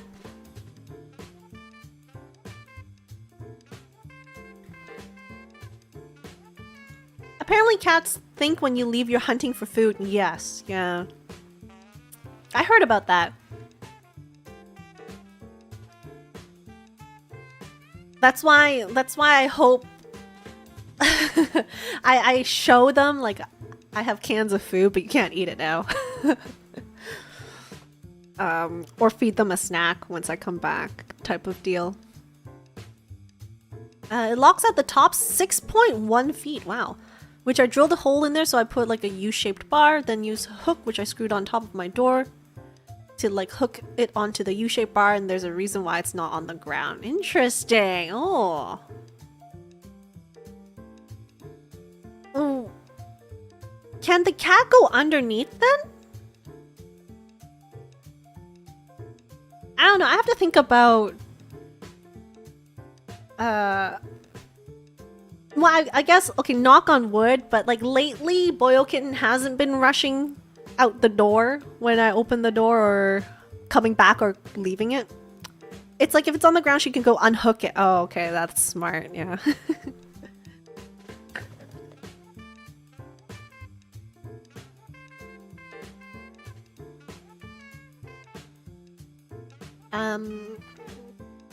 I think he got intimidated by that one time he left. He escaped. He got too bewildered.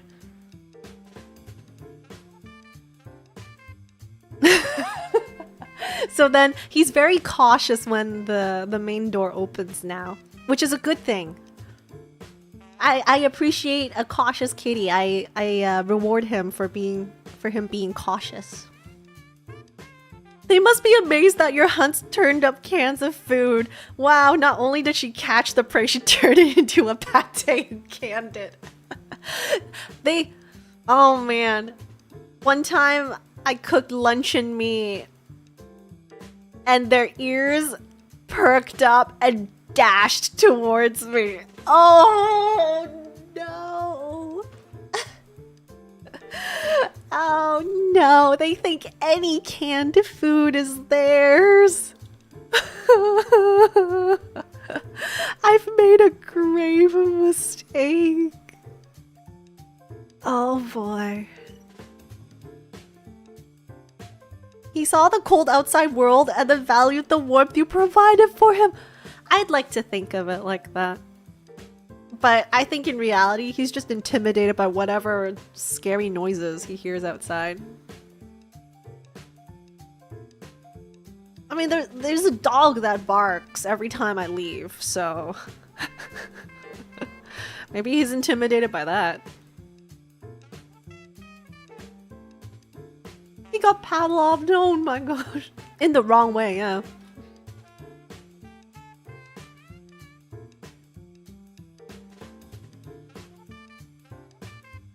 A cat, which is a he. I have a girly cat and a boy cat.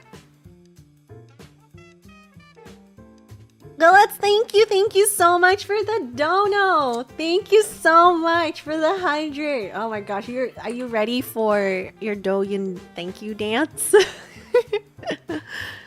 Let me put you on to my head first. Thank you for the hydrate. Okay, save.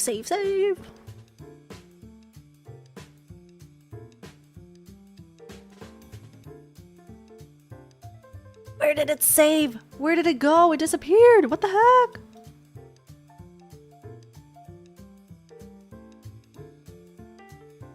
Oh. I misnamed it, that's why. Okay. Cancel.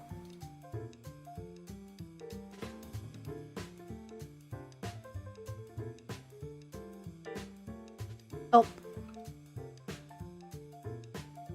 I have to make sure if I turn, it's visible. Okay. All good, all good. Okay. Here we go, here we go.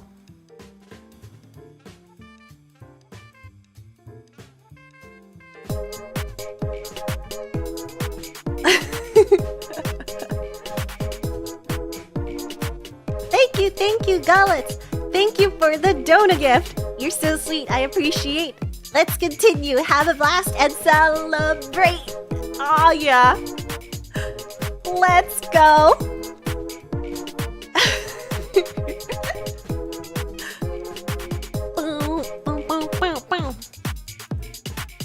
Heck yeah, thank you again.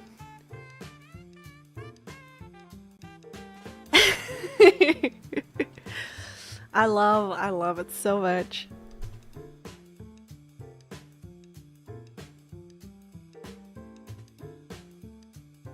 So I have to reopen all of my tabs because I click it and then everything just flies away and I have to re-click everything back.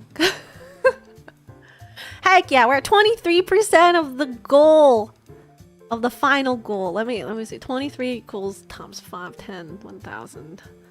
That was 1, 2, 1, 1, 1, 1, 5, 0, I think. You know, I could just technically like divide it in half. Yeah, 23 divided by half and then add a few zeros. I can math. Heck yeah. Bum, bum, bum, bum. Just let me double check. Okay, yeah, there's also, let's see, I covered Boba Day, Kyoto, and average is horrible on his own. People in my family almost always cook buldak wrong. They season the water and boil the noodles with it, like any other ramen. But in reality, you have to boil the noodles and then season it with the sauce.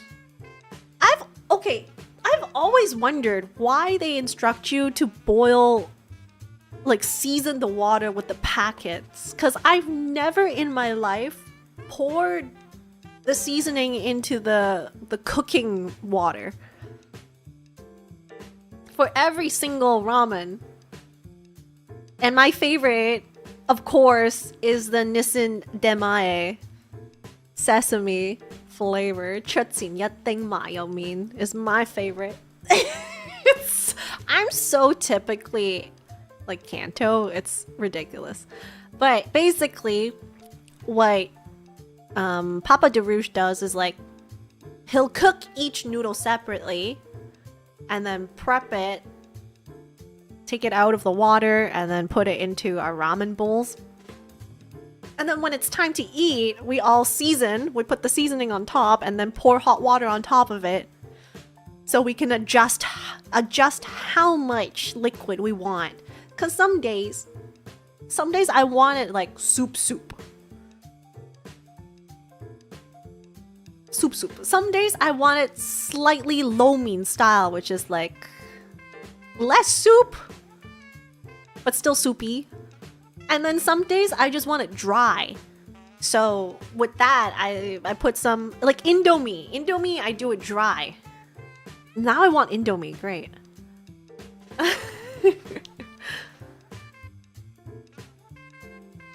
Even the hot ones, wow. The thing is, like, if you pour the seasoning into the water that you're boiling, isn't that too much water?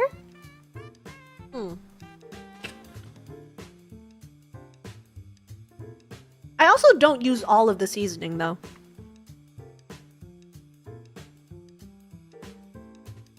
Some days I want noodles to swim in water, other times you just need moist noodles. Yeah, and sometimes I want it like Sahara Desert dry and I don't even boil them. I just eat it with my mouth. There's a brand called Lucky Noodles, and I think in Korean there's also the Pushu Pushu brand. Where you're meant to eat it dry. You can put it in water, but you're also meant to snack on it like a dry snack. You put the packet straight into water. Gasp! Gasp!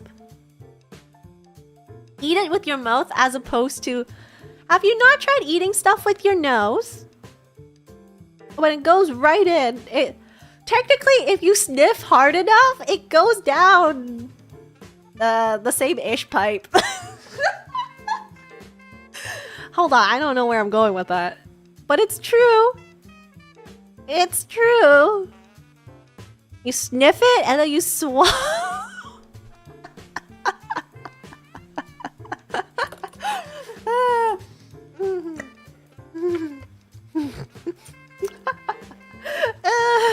What am I saying?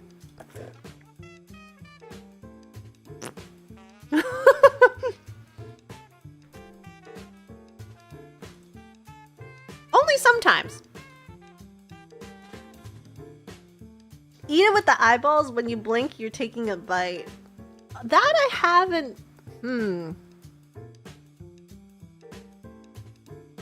That I haven't tried.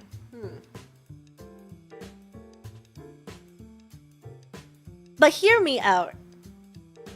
You know how when you go to see a specialist doctor, there's a thing called... In Cantonese, it's eBay how. Ear, nose, mouth. I'm pretty sure it's the same in English too. So it's because they're all connected.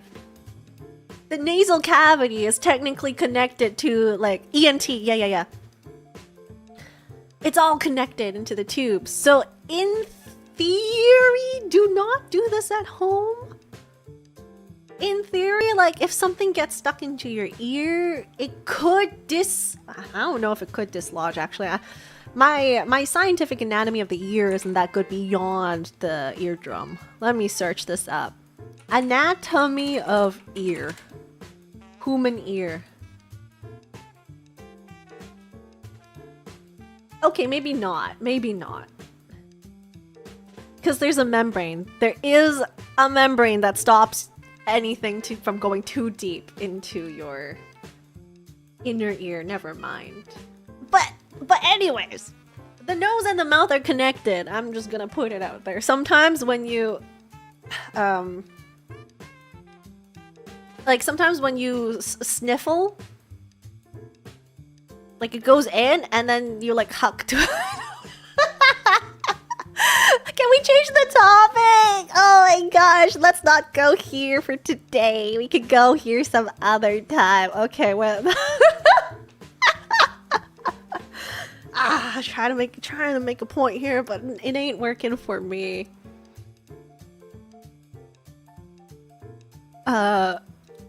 Oh, there was one other thing I have not talked about since the last time because I was celebrating that I've successfully closed down yet another restaurant. You can call me Grim Reaper Lynn. Restaurant Grim Reaper, if you wish. But, you know, there's one way that restaurants can get away with avoiding me is if they don't open during the hours that I go for food. The restaurant Reaper, yes. Yes. Not the Arizona Reaper. What? There's a really hot spice. Something Reaper. Carolina. I don't know why I said Arizona. Carolina Reaper. That's happened before, right? Well, basically, sometimes I want to visit a restaurant and I look at their opening hours and they're just never open. Lynn Calliope. And I don't understand how these restaurants operate. And some shops are like this too.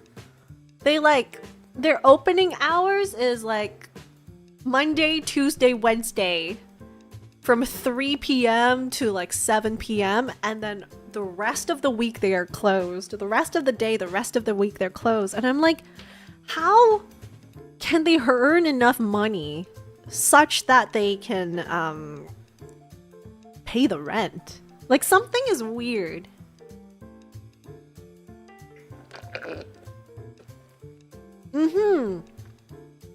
Something sounds sus. but they're a legit restaurant. I've been there. I've eaten it. It's pretty good, and like there's quite a number of people. Probably retiring uncles and aunties doing something to kill time. It could be, but they look kind of young. Maybe they're a front for a mahjong backroom. Ooh. Yeah, sussy businesses, I feel like. Over here, it's 7 days a week from 7 a.m. to 8 p.m. for most every restaurant. Ooh. Actually, question about that, North Dakota Traveler. Do they offer you the same menu items for 7 a.m. to 8 p.m. or do they have like, here's the breakfast menu, lunch menu, and dinner menu? It's a front for the mafia? Oh my gosh. Maybe I shouldn't go there then. There's a really popular meal item which is all-day breakfast. HK all-day breakfast. But they don't sell anything else, so their entire menu is just all-day breakfast. Is it really breakfast then? You get dinner, which extra, which is when it's later than 4 p.m. Okay.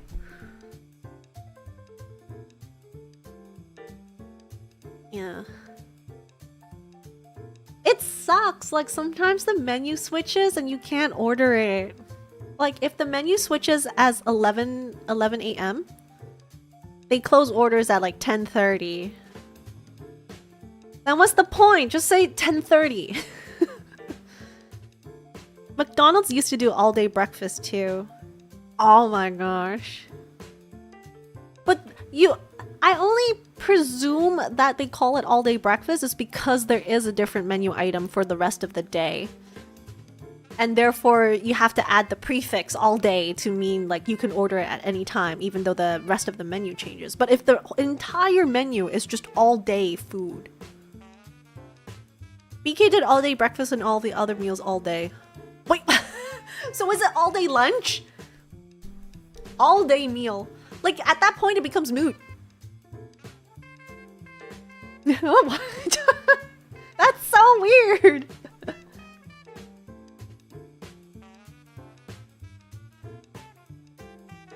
That is kind of strange.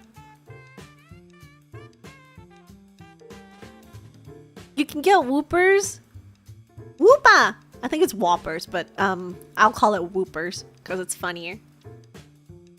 Whoopers in the morning hours as well as breakfast items beside that. What? What? Have I had shrimp with spicy sauce? It's a restaurant item over here. I don't eat spicy food. It's more like I can't eat spicy food. That's why sometimes when you order like Japanese fusion ? Questionable.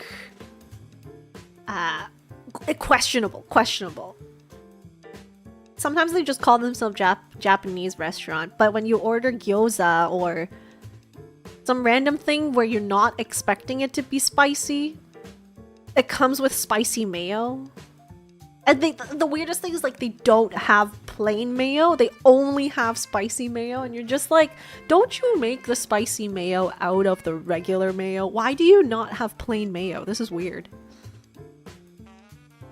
So I sometimes can't eat like half of the menu items in places.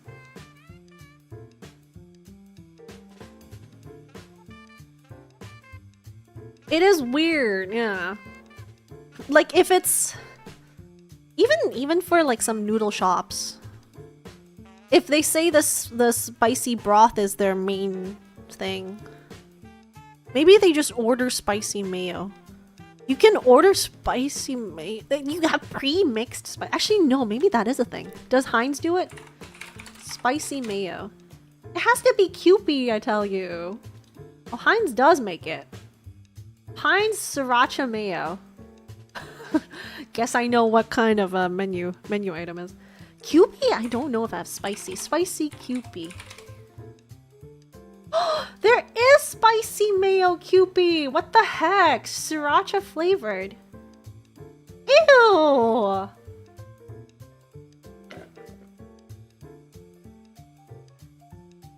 What the heck?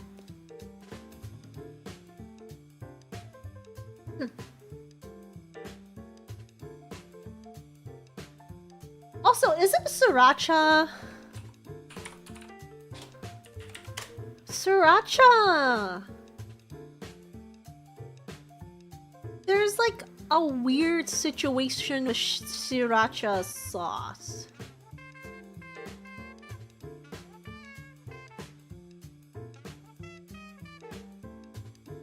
Which one is it? The rooster sauce. What's the new version of the sriracha sauce? Kewpie mayo is not spicy by default, no. Kewpie mayo is just a mayonnaise with dashi.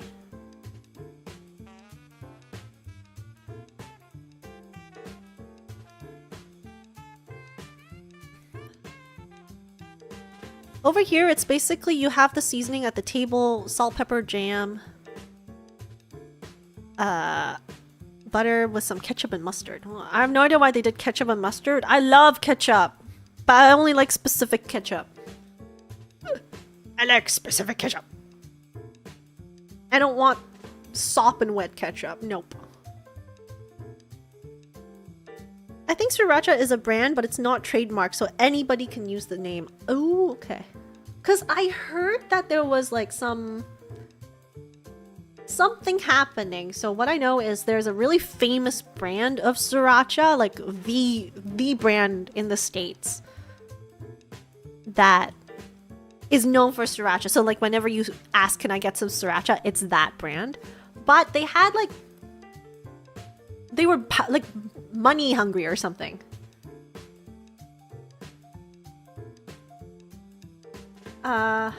They were money hungry or something, and then suddenly there was like a shortage of sriracha.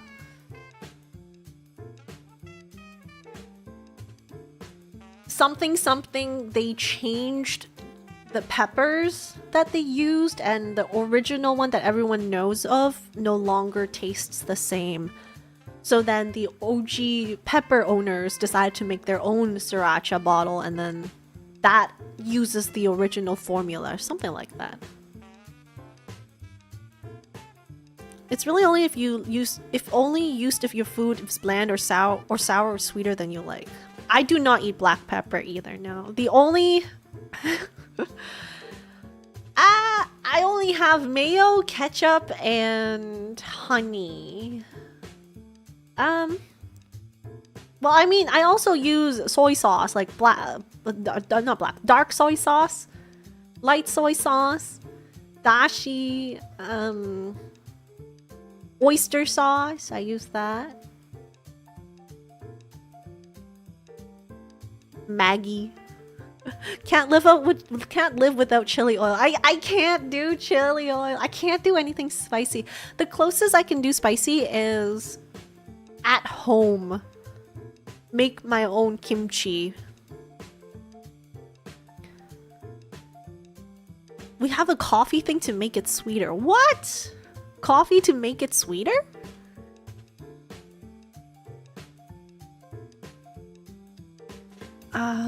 Ooh, Worcestershire sauce. It's a creamer. Oh, gotcha. Right. Coffee. There's a name for it. Coffee mate. Non-dairy creamer.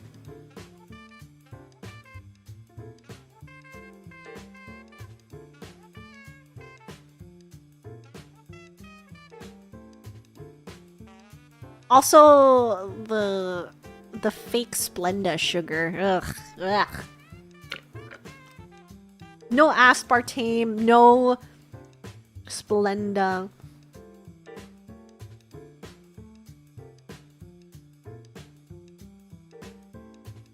So be careful if you're buying plastic bottle Japanese drinks. Japanese drinks in plastic bottles. Oh no, high fructose corn syrup, the bane of my existence.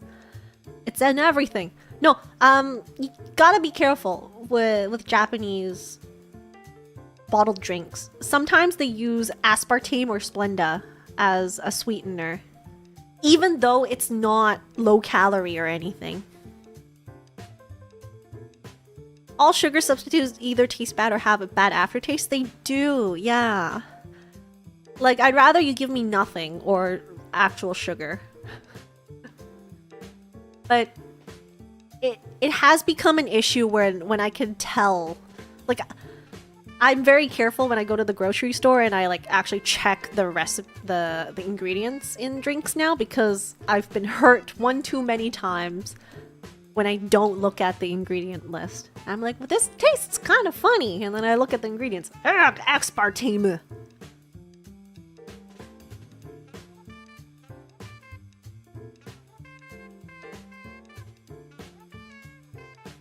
When I get Japanese drinks, it's usually glass. What? Where do you get Japanese drinks with glass? Oh, no, there are some. Ciders and stuff are usually in glass, I think. Milk tea is usually in plastic. The ramune, yeah. Ramune's fun. Would rather have real sugar than no sugar, or no sugar than low-cal sugar. Yeah, I would not recommend. It's interesting because I think that aspartame, we've gotten to the point when aspartame was first introduced, or Splenda, one of the two, where we should start to be seeing some medical results. Like, how do I say this? Let me rephrase this. When was aspartame created? Aspartame. Used globally in the 1980s. Okay. Yeah. A lot of these sweeteners and stuff have not been around long enough to see long-term effects. They could do studies and they could do predictions and stuff, but we are starting to be we're starting to be in that age group, years, where if something bad happens, this is when we first detect it. It's too new of a substance in that sense. Aspartame came out 40 years ago. It's as old as I am, maybe older. It's like, was it microplastics and stuff? It was being tested for safety in the 1970s, for which aspartame killed all the mice. It killed all the mice. That's not a good sign. In 2023, it classified aspartame as possibly carcinogenic to humans. At this point, what is not carcinogenic to humans?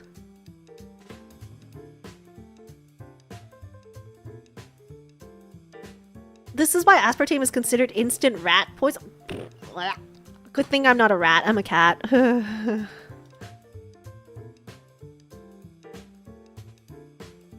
But still, if it could harm a rat, it could harm a cat. Especially kittens.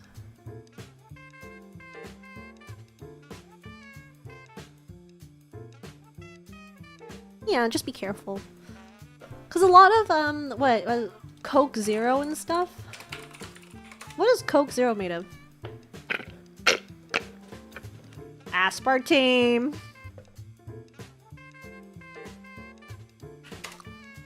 What is Diet Coke made of?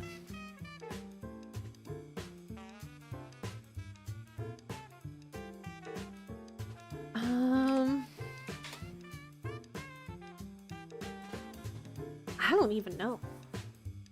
No, Diet Coke is sweetened with aspartame. Yeah. So, I know a lot of people...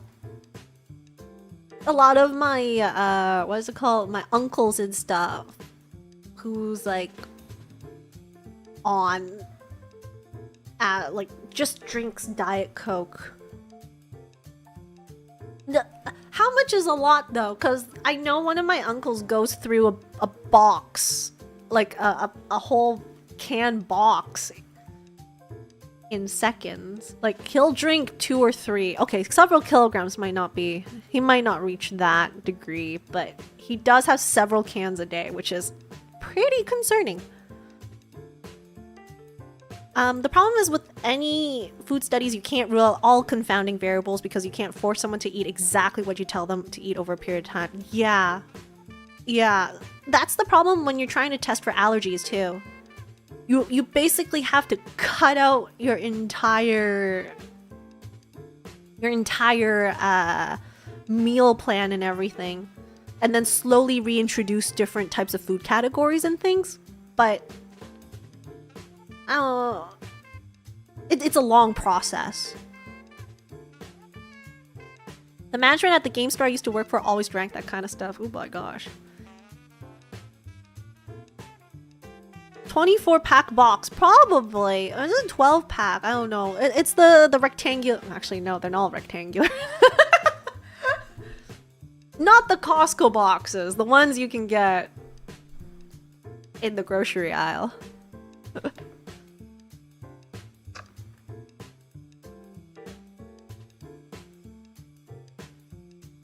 And he won't go for the giant plastic bottles. Because he has to have it fresh every time he like pops open a can. Like, so he won't drink out of a giant plastic bottle, which is probably more worth it. I don't know. He has money though, it's fine.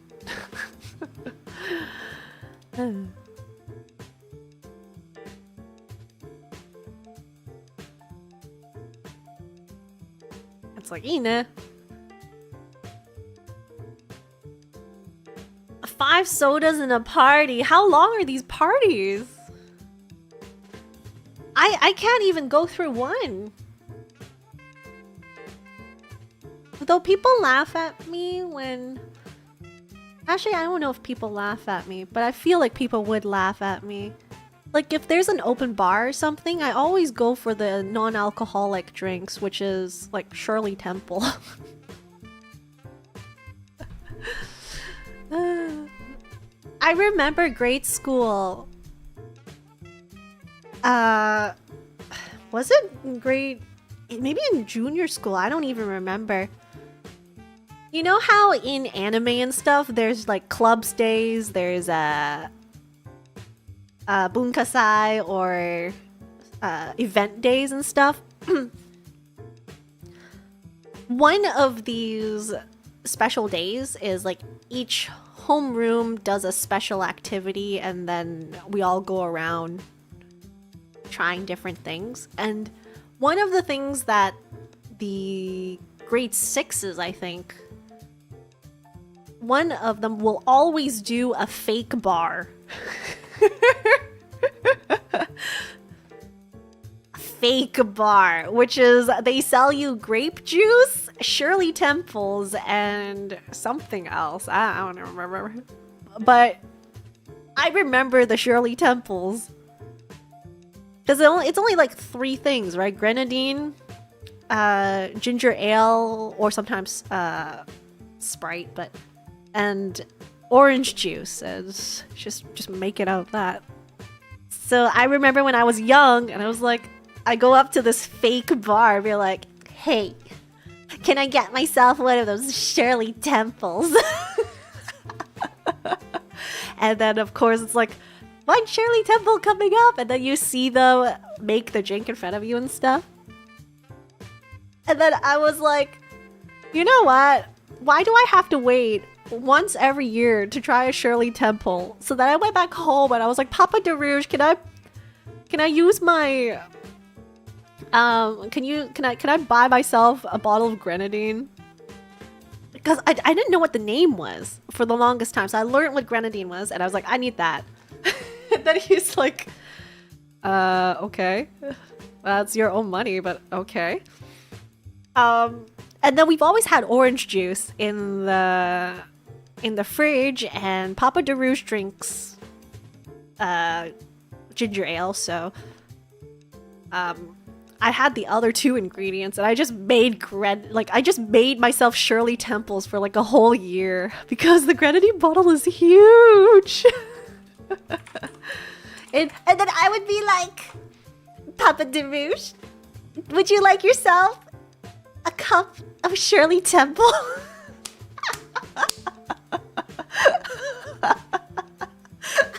And of course, I'm like small, right? So my hands can't hold the orange juice carton. And I'll be like super careful pouring things out and stuff. Oh, that's so funny. Good times. Grenadine is... what is it made of? Originally prepared from pomegranate sugar. Oh, pomegranate sugar and water. Wait, it comes from the French word grenade.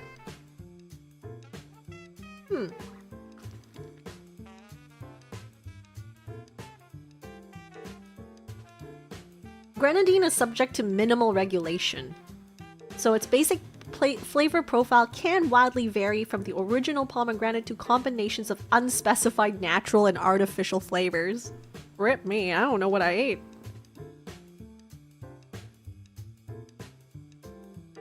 It's used for classic cocktails like Tequila Sunrise, Queen Mary, Mary Pickford. Where's Shirley Temple in this? They don't even mention it in the Wikipedia page. Tisk.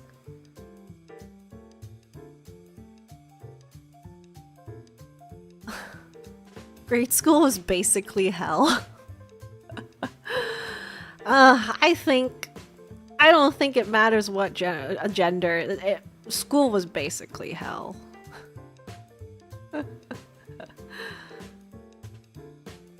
It's just a different type.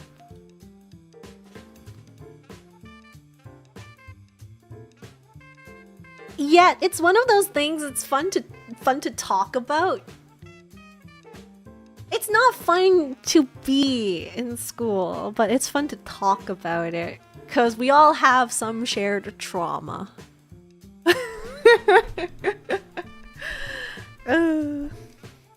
But I do remember some of these fun events. Like that Easter egg hunt I talked about before. That one was really fun.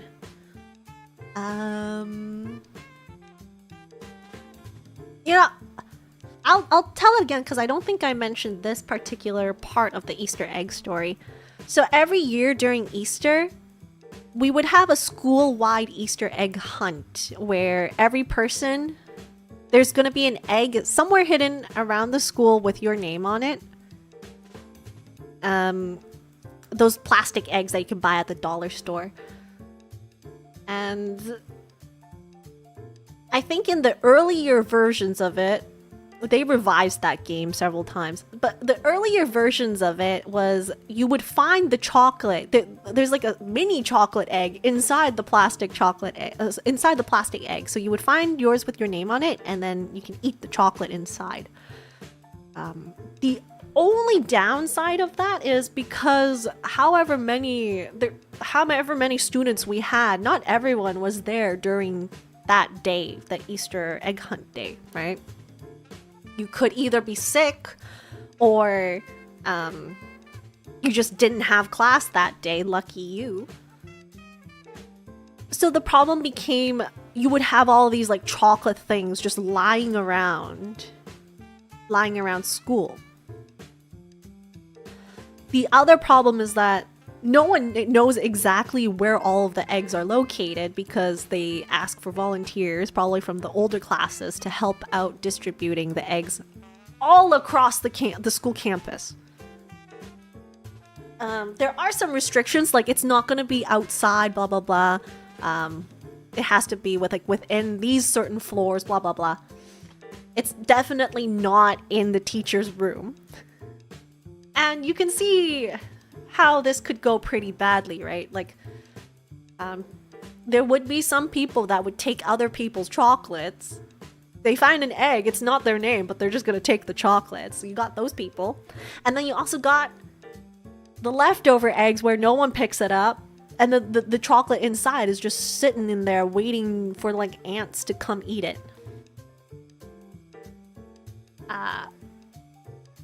So they revised that like a couple of years later. I think they revised it where you have to redeem your little plastic egg.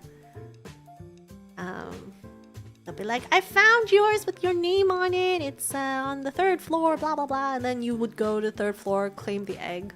And then you also have people that are like, I'm too perfect to go hunt for my egg. You shall hunt the egg for me, and I will reward you with the chocolate.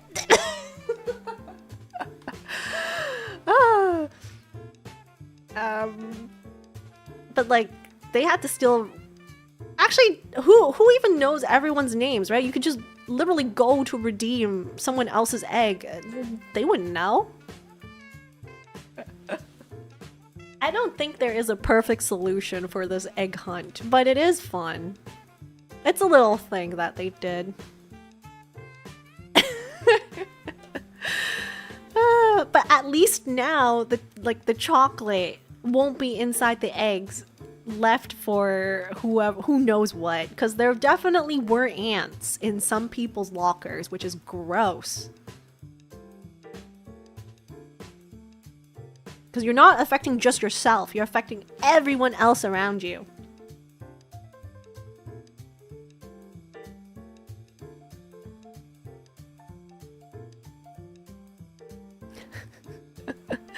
Ah, good times.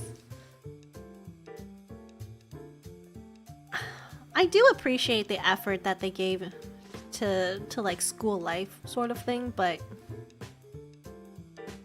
I don't know. How's schooling nowadays? I don't even know anything about what kids do these days. Like, even looking back, I feel like if I visited my old school, it would definitely not be the same vibes at all. I think they renovated again.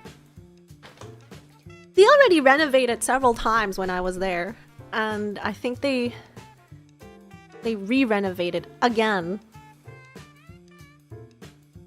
Kids are mostly on their phones currently, but are they allowed phones at school?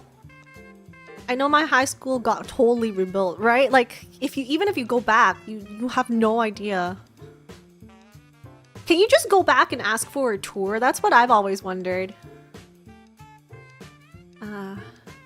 Or is it awkward for some, like, random non-kid person to be roaming around? I went to the schools I used to go to, and often the kids are on their phones most of the time. Tisk. Are they learning more on the phones? Maybe. I always wanted to be, like, an ambassador thing. I volunteered and signed up because I love touring. I love being a tour guide? Question mark. Which kind of explains why I like streaming, I guess. I like yapping. But very rarely did I get any calls for being the tour, because you get excused from class and then you tour the people during the school day. It's always the same people that get chosen for the school tours. It's not fair. A random school thing I did was we were supposed to race around the school. Mainly my team won because they were savage enough to make me win 3 times in a row. Oh, so like it doesn't matter who ran, like as long as your team ran X amount of times. They didn't count, like, what? Freeloaders!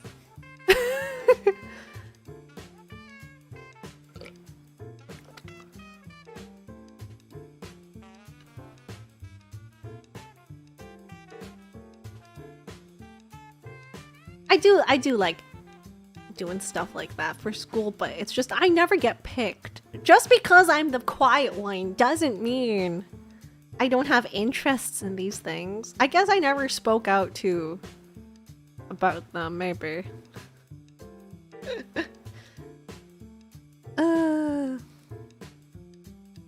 But there were clear biases, I tell you.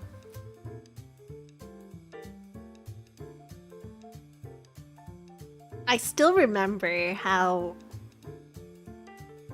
yeah, pretty much everything is biased or like... what's the word? Like... like...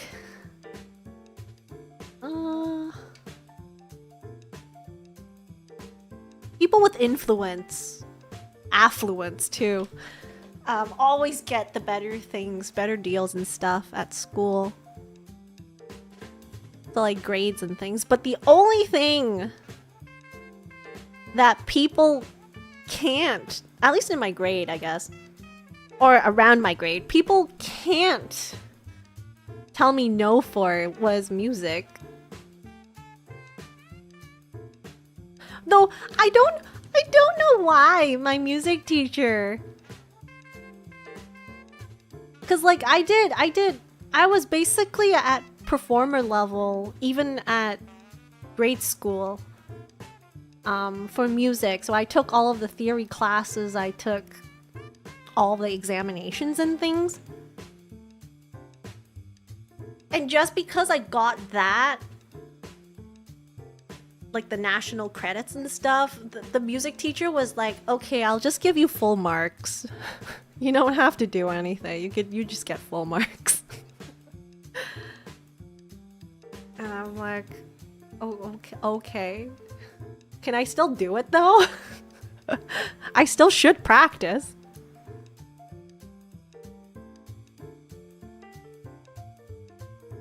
But that was the only one subject they can't possibly tell me no for. So.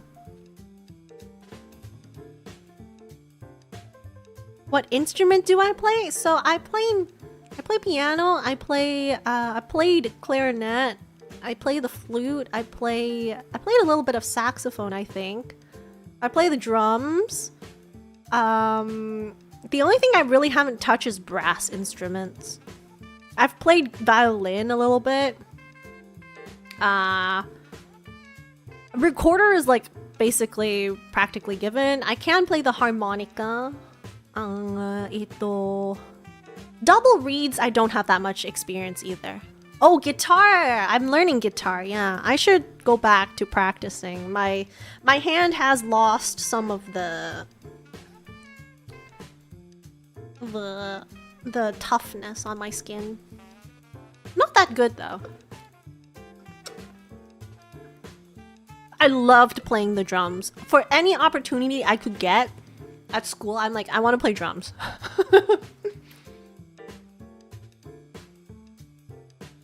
Maracas. Drums is harder than you think, which makes it such a thrilling experience. Because even if you are not the conductor, you can feel a physical barrier. I don't know how to say this. Because you have to keep everyone on rhythm, right? On track, on the beats. If you are off, then everyone else is off, right? But it's not reversed. Like that doesn't, like the reverse doesn't apply. If everyone else is off, you have to still be on the beat, sort of deal, in order to get everyone back on the beat.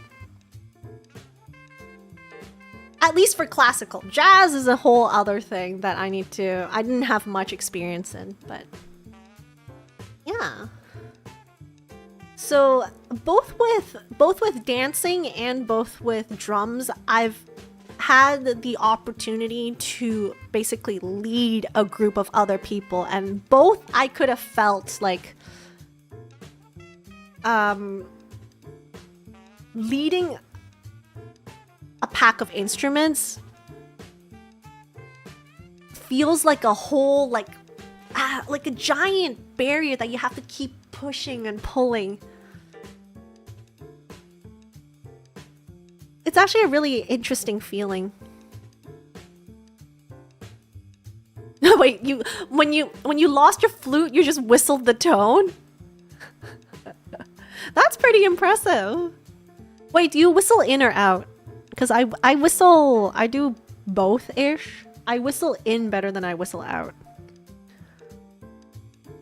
I play trumpet and a little bit of alto sax. I have a guitar collecting dust. Better check on your guitar. They need moisture checks.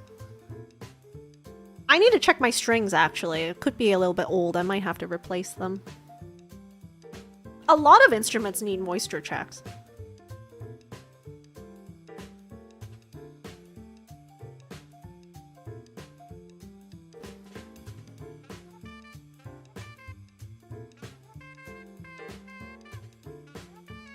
You should do that, but I know I'll forget. Eventually, right? Eventually you'll get the moisture check. There's so many, and the automaton too. I showed the automaton to Mama deRouge and she was so amused by it, I tell you. She had a great time. She was like, oh, this is so cute. I'm like, yes.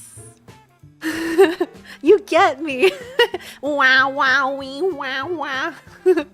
They recently released a small version of the automaton too. And it has like a beat. There's a third ability of the automaton, which is the beat. It's kind of cool.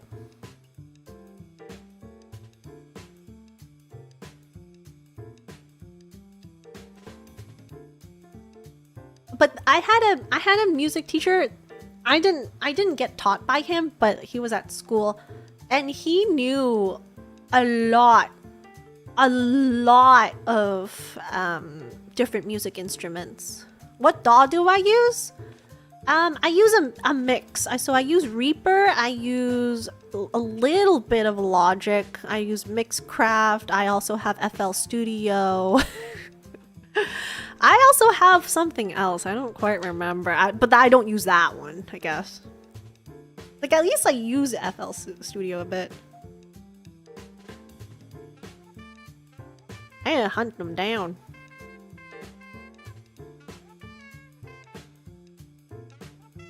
If I went back in time, I would never forgotten my flute because it was a 5-minute performance. Oh my gosh. I used to do 30-minute music stuffs per piece. That was fun. I don't know how much, like, I have so much air afterwards. Yeah. I practically was in, like, performance level flute as well. I just didn't take... No, I did take the last level. I didn't take the optional levels beyond that. But I did take some optional levels for piano. I wish I did singing though, singing competitions. No, well, singing competitions, but also classical singing is mostly like Italian and German and stuff. I feel like that would have helped me a bit. But I've never taken music, like vocal lessons in that way.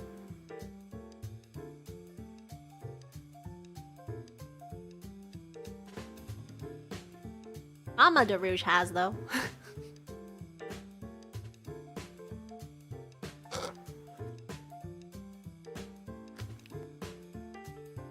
I'm kind of envious of Mama deRouge because her vocal teacher pushes her to perform and stuff. And she's won competitions too. I'm kind of jealous, not gonna lie. But, like, I think it's really nice when you have a teacher. It doesn't matter what kind of teacher, but basically a teacher that believes in you to the point where they give you opportunities and push you to greater heights in that type of level. So I'm very proud of Mama deRouge. Am I still making music these days? Yeah. I wish I had more time to, but I do. A lot of the times, whenever I'm maybe too much information, but whenever I shower, it's either two things. I sing some song that I already know, or I make up an entire ad lib, like I make up an entire new song. And many a times I wish I recorded myself doing that so that I remember the melodies for it.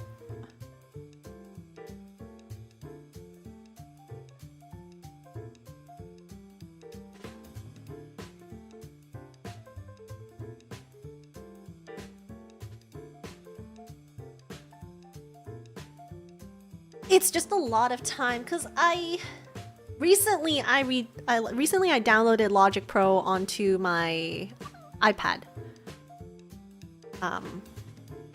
Because I think it would be easier for me to just make music than on my PC in that sense. Where is my MIDI? I have a miniature piano thing.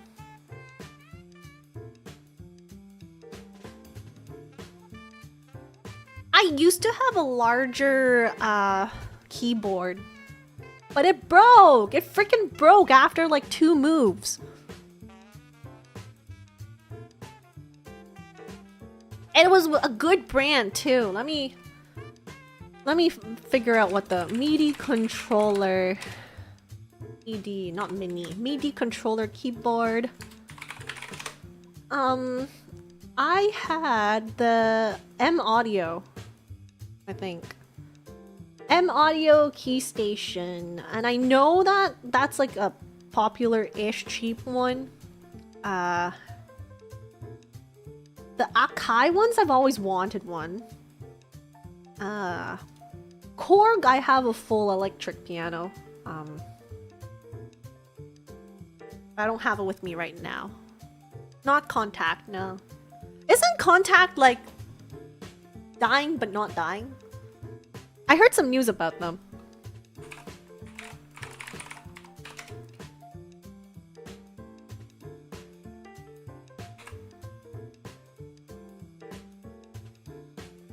But I'm pretty, I am pretty picky. Because I need weighted keys. I cannot, or like, I have like the snooty nose up. I cannot play plastic with no weight. It just does not feel the same.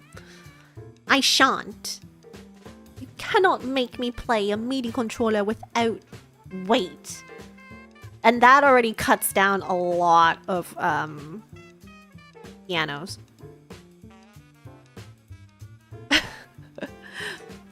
North Dakota Traveler, welcome. Welcome for redeeming high.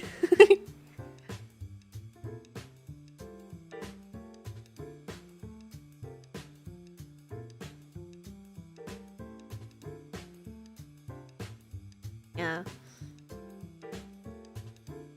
Now I really want to make some music. Gah. Oh yeah, the MIDI controller that I had also had like a small drum pad, or like a couple of those beat pads, beat makers. I love those. Those are so fun. The only hassle is me setting it up every time because I don't have that much space. So a lot of the times the handcam setup that I use that you see, I have to purposefully clean it every time I do something with the handcam, because otherwise I have either like books that I'm reading, or my journal, or my iPad, or like stuff. So oh, actually, come to the, oh my gosh, guys, I saw the Slifer the Sky Dragon. I saw that model kit with my eyes. But alas, they weren't selling it. They just had it because someone's there to pick it up. Oh, it looks so cool. The box looks so nice. Oh. But I think I will be doing the Fire Lord. I'm probably gonna do the Fire Lord for the next hand cam that we're working on. Very excited to start that one finally. Egan, thank you again. Thank you so much for the dono 50. Thank you, thank you. And Kunomochi, thank you for the 20. Thank you, thank you.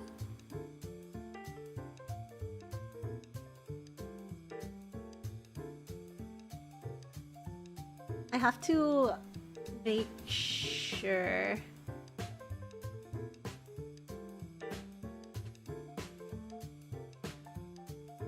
Wait, Egan, did I give you the...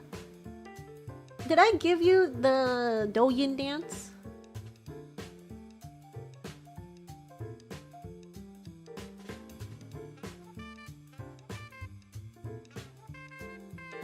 Got a raid? Oh my gosh, good luck with the raids.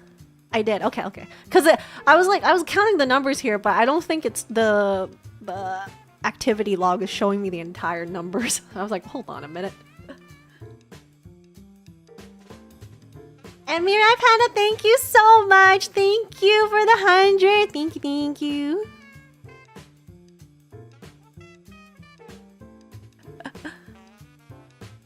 Let me drop in. Cute.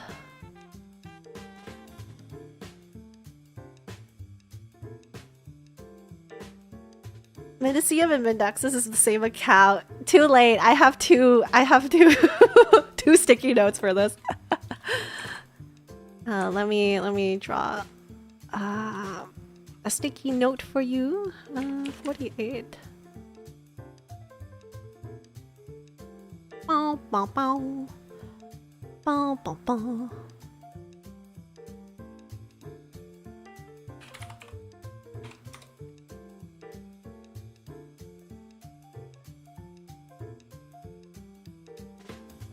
Aha! You guys make a really cute crown on my head. I actually really like this. There we go. Okay. We're all rich in linium. Oh my gosh. Stonks! I'm gonna go to the moon. Okay, you ready for this?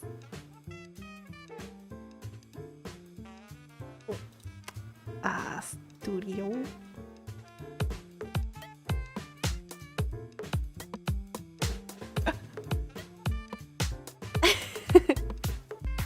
Thank you, Minai Panda. Thank you for the dodo gift. You're so sweet. I appreciate. Let's continue. Have a blast and celebrate. Heck yeah. Thank you again. Then it just disappears. I just cut it. Let's go. I need to do math again. 13. We're at 1300, I believe. Censored model. Unfortunately, this is because I'm dual streaming on both. That is the problem. Mario number 1.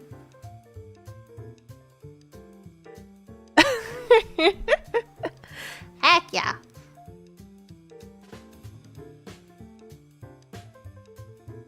I'm so random when it's an ad break. Oh, you got the Mario ad. Wait, there's Mario ads? Are you the deRouge?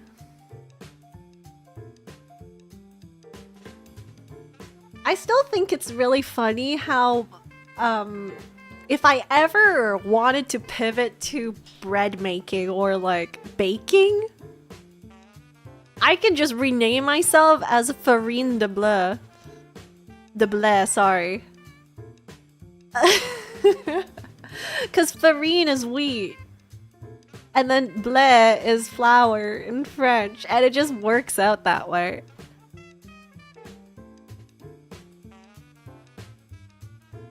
And sometimes I do misspeak and call myself Felynne. Felynne de Bleu. It's so fun making puns and like funny names and things when you know so many languages. That's why I want to learn more languages. What is wheat? Felynne.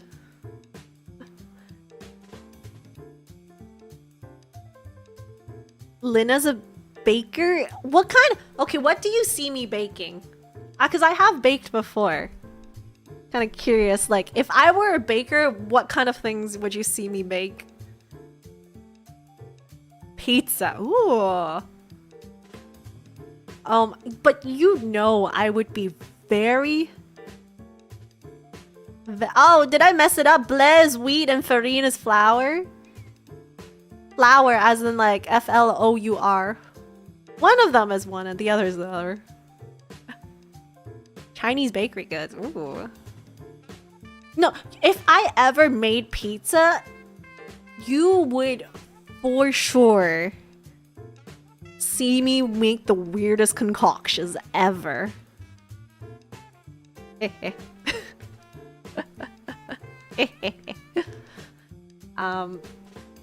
Boba pizza is on my list, but I would do it as a sweet pizza. So imagine, oh, it might be a little bit too sweet though. So let me think about this. What would complement sweet, bouncy flavor of brown sugar boba? Usually something either bitter or bitter. So I could make a tiramisu. A tiramisu pizza with boba on top. So it'll be like a coffee cream. Of course, if it were me, I would make it an HK milk tea cream base as the as the sauce, and then put boba on top of it. Keep that recipe to yourself. Would you make chocolate pepperoni pizza? I mean, why not? I would. You know how some pizza places would put the filling on the, like, inside the crust, so it's like a huge tube?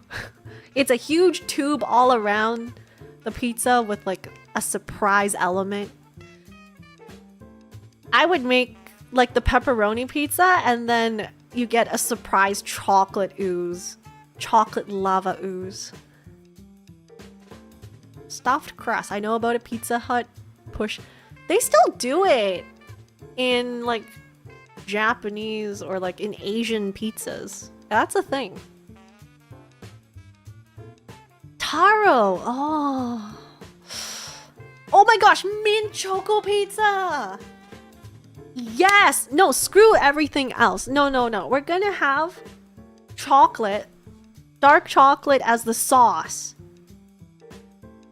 And then mint pieces on top.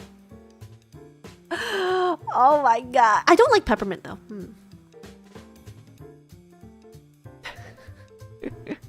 Or I can sell you regular pizza with weird dips. Chocolate is... Like, you've heard of chocolate ramen. Why is there no chocolate dipped pizza? Like a savory pizza with a sweet dip. You can't not make me do that. That sounds tempting. That sounds really tempting now. Oh no. Maybe I should try that one day. It'll make content, for sure.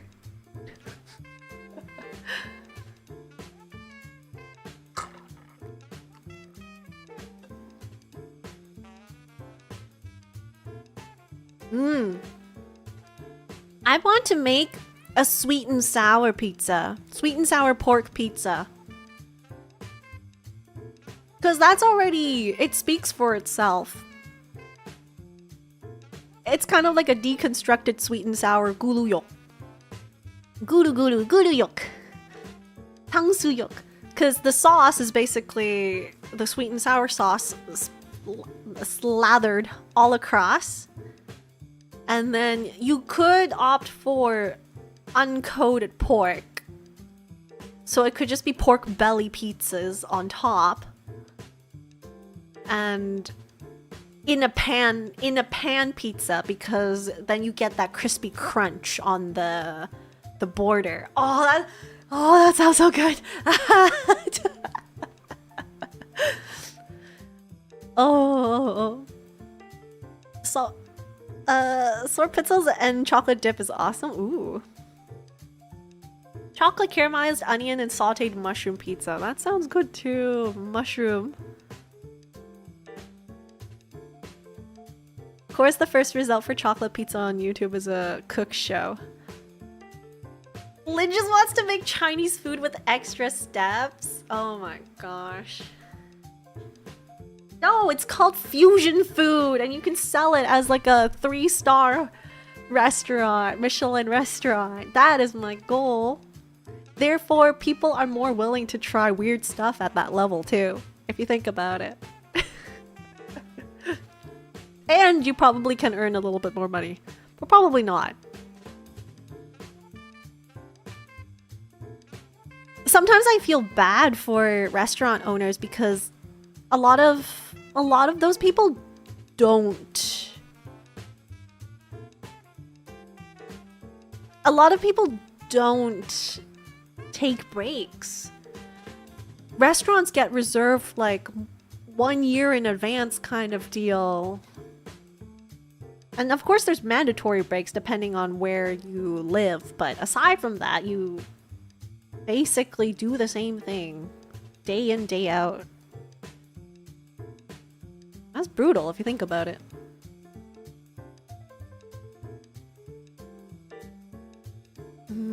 What other weird Chinese food pizzas? Bolo bao. I don't know if I can make a bolo bao pizza. At that point, it probably won't be bolo bao. Tasiu bao. If you think about it, pizza is just bread and you can make anything work with bread. Exactly! Exactly! Wait, has anyone made sourdough bread? Pizza bread? Or wait, am I saying something weird? Sourdough pizza. Neapolitan, of course.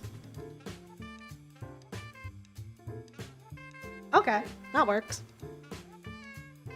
Okay, what about a quasso pizza? Now I'm just thinking really weird stuff. Quasso pizza. Viral quasso. Dubai quasso pizza? Excuse me, what? Bro, what?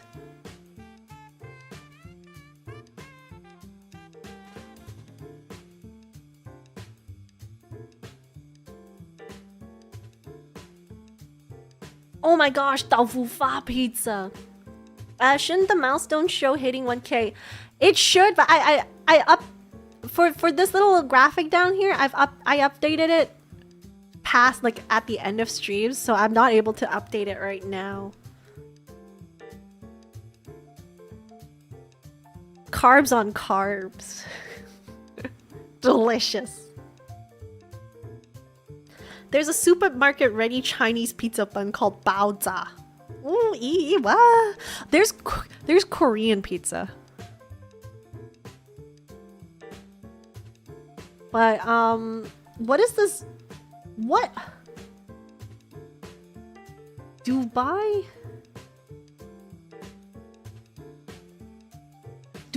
quasso pizza? Like what does that even mean? Gochujang pork belly. There's nothing about the Dubai thing. That's weird. No, thank you. that crosses the line.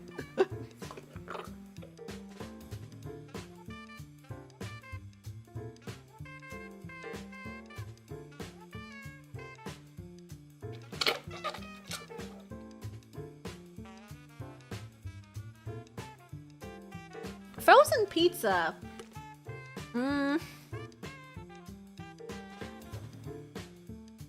The thing I like about frozen pizzas is that it's small. Out of all the lines that were jumping jacked over, that's the one that's not allowed. Yeah, no Dubai. No Dubai flavored. Dubai chocolate croissant pizza, no. That is a definite no-no. Ew! Dubai chocolate pizza, ew! I'm guessing anything can be made as a pizza, if you think about it hard enough, yeah. Is a salad a pizza?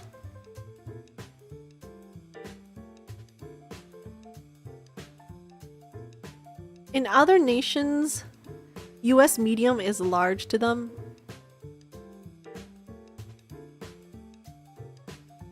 Yeah, it's like a small.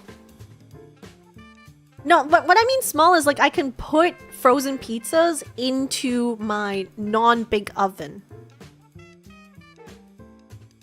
I have a toaster-ish oven. It's slightly larger than a toaster, but like I use it to air fry, I use it to make these frozen pizzas and stuff, and I need to find pizza that's small enough. And frozen pizzas usually pass that. If I order pizza from a pizza store, a pizzeria, it's usually too big to go in the oven. It's too big to fit in my fridge. I actually have to split up the pizza and stack it like a heathen. I can't even fit the box in the fridge. What the heck? What the heck?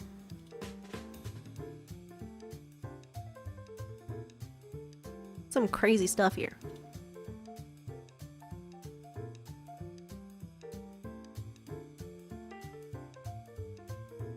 I eat the box when I get the frozen pizza to save up on space. That's what I do too, yeah.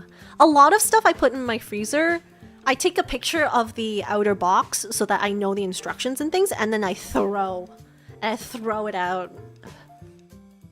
But I also have to be careful because once I open the freezer, the kittens are just gonna want to jump into or underneath the freezer, and I'm like, can you not? And they just stay there. So I'm like, you're gonna be squished when I close the door. What the heck? They don't jump into the frozen stuff. They go underneath. It usually takes 30 minutes to bake a pizza. For me, it's only 20? Because I get the small ones, right? So cats are gonna cat, but I can't believe my cats are obsessed with water and frozen, like, ice, like, freezing temperatures. I don't understand the little cat brains.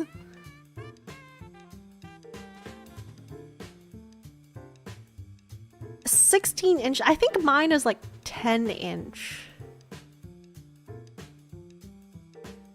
Oh, fancy. When the episode ends is when the pizza is done. That's convenient.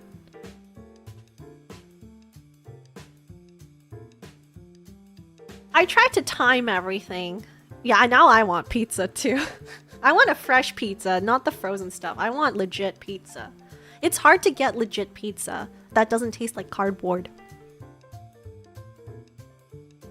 Do you guys prefer the thin crust or like pan pizza, thick crust pizza?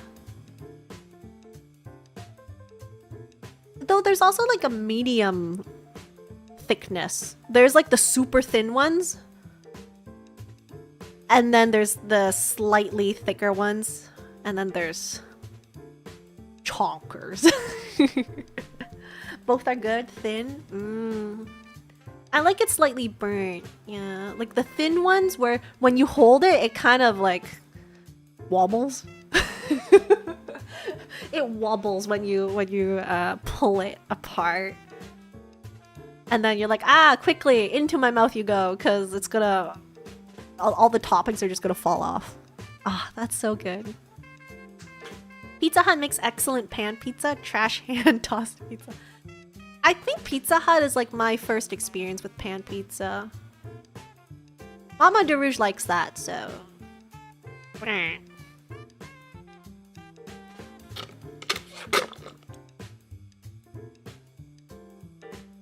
Oven baked pizza.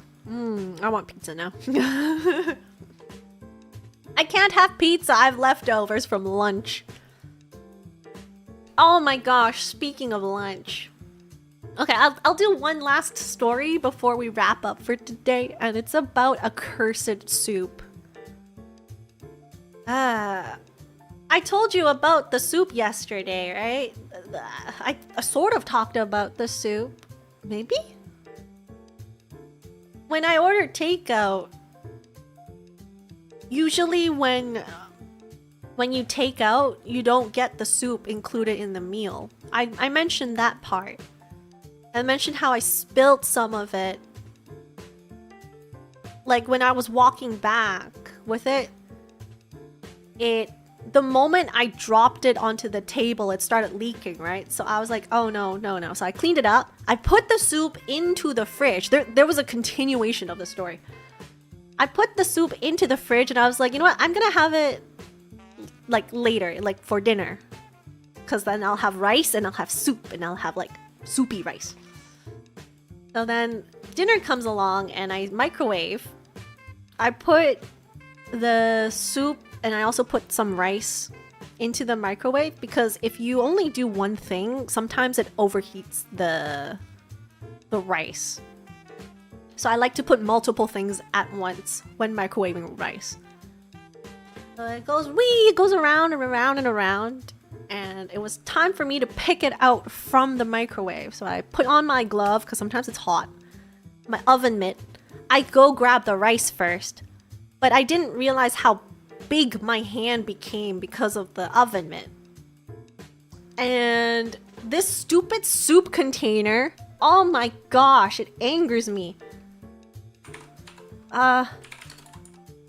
It's like an upside down pyramid. A cylindrical pyramid. You know how when you think of like to-go soup containers, it should be wide at the bottom. There shouldn't be much difference between the top and the bottom of the container. A takeout container. No! Hello Miwu, welcome. For some really stupid reason, this stupid container goes inwards as you go to the bottom. So it's like a upside down cylindrical pyramid thing. I think that doesn't work as a term, but anyways. So when I grabbed the rice bowl, I tipped over the soup container and it was really easily tipped over. And then I just spilled the rest of the soup in the microwave and outside of the microwave too. Oh my gosh.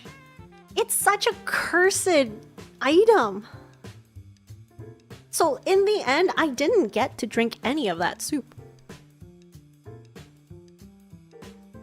I didn't get to drink a little bit at the beginning of my meal for lunch and I didn't get to drink it for dinner. So maybe it's a good sign. Maybe, because sometimes I feel like, the whole world is telling me to not do something. Sometimes it's like that. It's like that one time I got food poisoning is because I rejected the world's orders, and I demanded that I wanted my hash brown or something.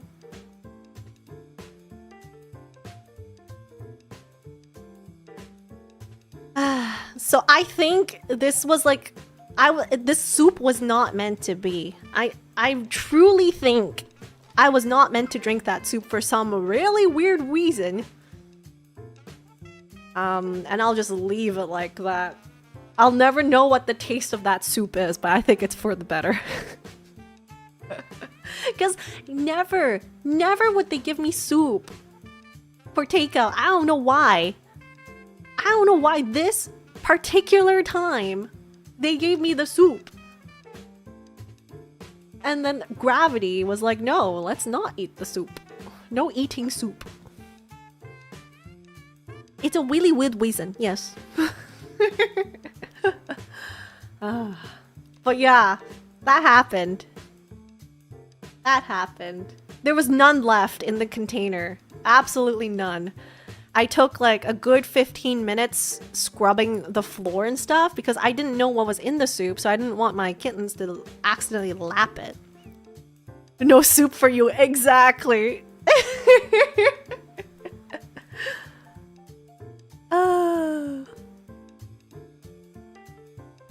It's not free soup. It's included in the menu. You're just missing out on it if you take out. And they charge you extra for takeout. I think something's wrong with this system, but whatever. That could be a story for another day. So yeah, I think I'm going to wrap up here in terms of like the Donathon and everything. Thank you so much for accompanying me for these 3 days. We managed to hit 26% out of 5,000, which means it's 1,300. That is a very, very commendable amount. So I really, really appreciate everyone. Thank you. I can't wait. I have some ideas on who to contact for some of the commercial art pieces. But we do have several of these items that we need to discuss probably in a future stream. I said I would play games today, but I eventually just yapped the entire time. I feel like we didn't get an opportunity to yap for the past 2 days during stream, so I needed to get all of my yap out today. Oh my gosh, Hio, thank you so much for the raid! I'm wrapping up. But I appreciate it, thank you!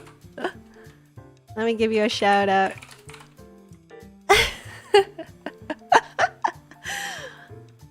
But thank you! No, I haven't fully wrapped up yet. But mucho appreciado. Thank you. Yeah, I felt like I didn't yap enough for the past 2 streams, so I needed to yap more for today, and then we just end up not gaming. Yes, I do need some shorts clips. That too. I mean, like, that could have been for another day, but... All good indeed with the yapping, yeah. I love myself some good yapping streams. It's fun. Clips, yeah, so basically my strat is to at least yap a couple of minutes, aka an hour, at the start of stream so that I could convert them into YouTube shorts and clips for the future. And this week I wasn't too sure about how many clips I could form. Especially like VR chat and stuff, it seems very, very, I don't know, event-based. But I did clip a couple of the Kamen Rider clips, so that's good. What's a Lin stream without yapping? That's true. Imagine one of the punishments was like, I don't yap for like 10 minutes or something. That's horrible. This stream definitely had some good moments. I mean, we've got 3 hours and 30 minutes worth of content I need to run through, which is gonna be fun. That Gonto talk was good, yeah. I feel like the Gonto stuff, I need to make it as like a full like clip, like a more than a short clip. Not grannies, oops. The aunties. I need to appeal to the aunties.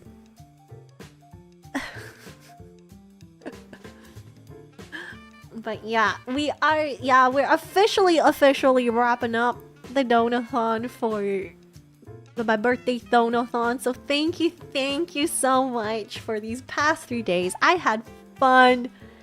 A lot of fun. Include the grannies at this point? Fair point. I'm gonna include the grannies. And then the grannies will tell the grandchildren to watch me. So we could do that strategy. Oh my gosh. In terms of upcoming announcements and things, let me think. Is anything announced for this week? Hold on. I think the things that I was supposed to be announced for got pushed back.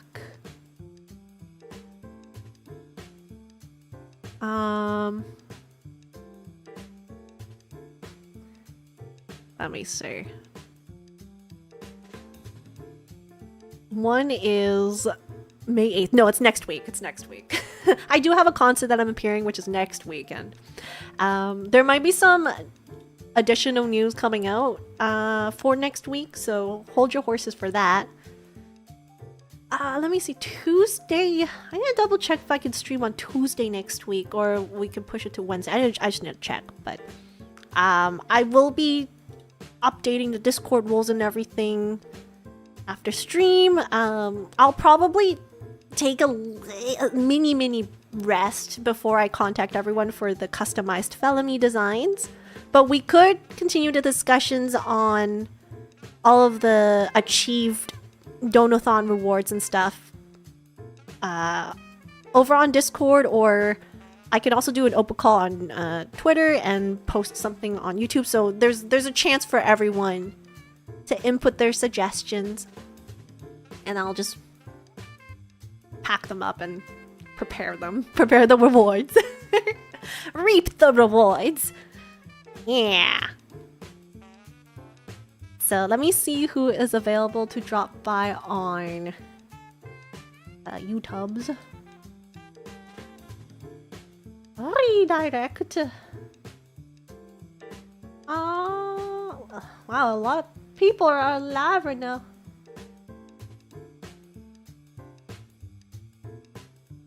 Oh, hopefully they're not done yet, but let's pop over to Aono Shikishima, who is graduating. So we'll just say hello to her on YouTube, not on Twitter. LMAO. Let's see who is up here on Twitch. Phoebe's playing Tomodachi Life, and it says Strange Romance on it, so I'll drop by there. Strange Romance. So here's the raid message. Thank you again for such a wonderful time. I can't wait to start drafting up clips.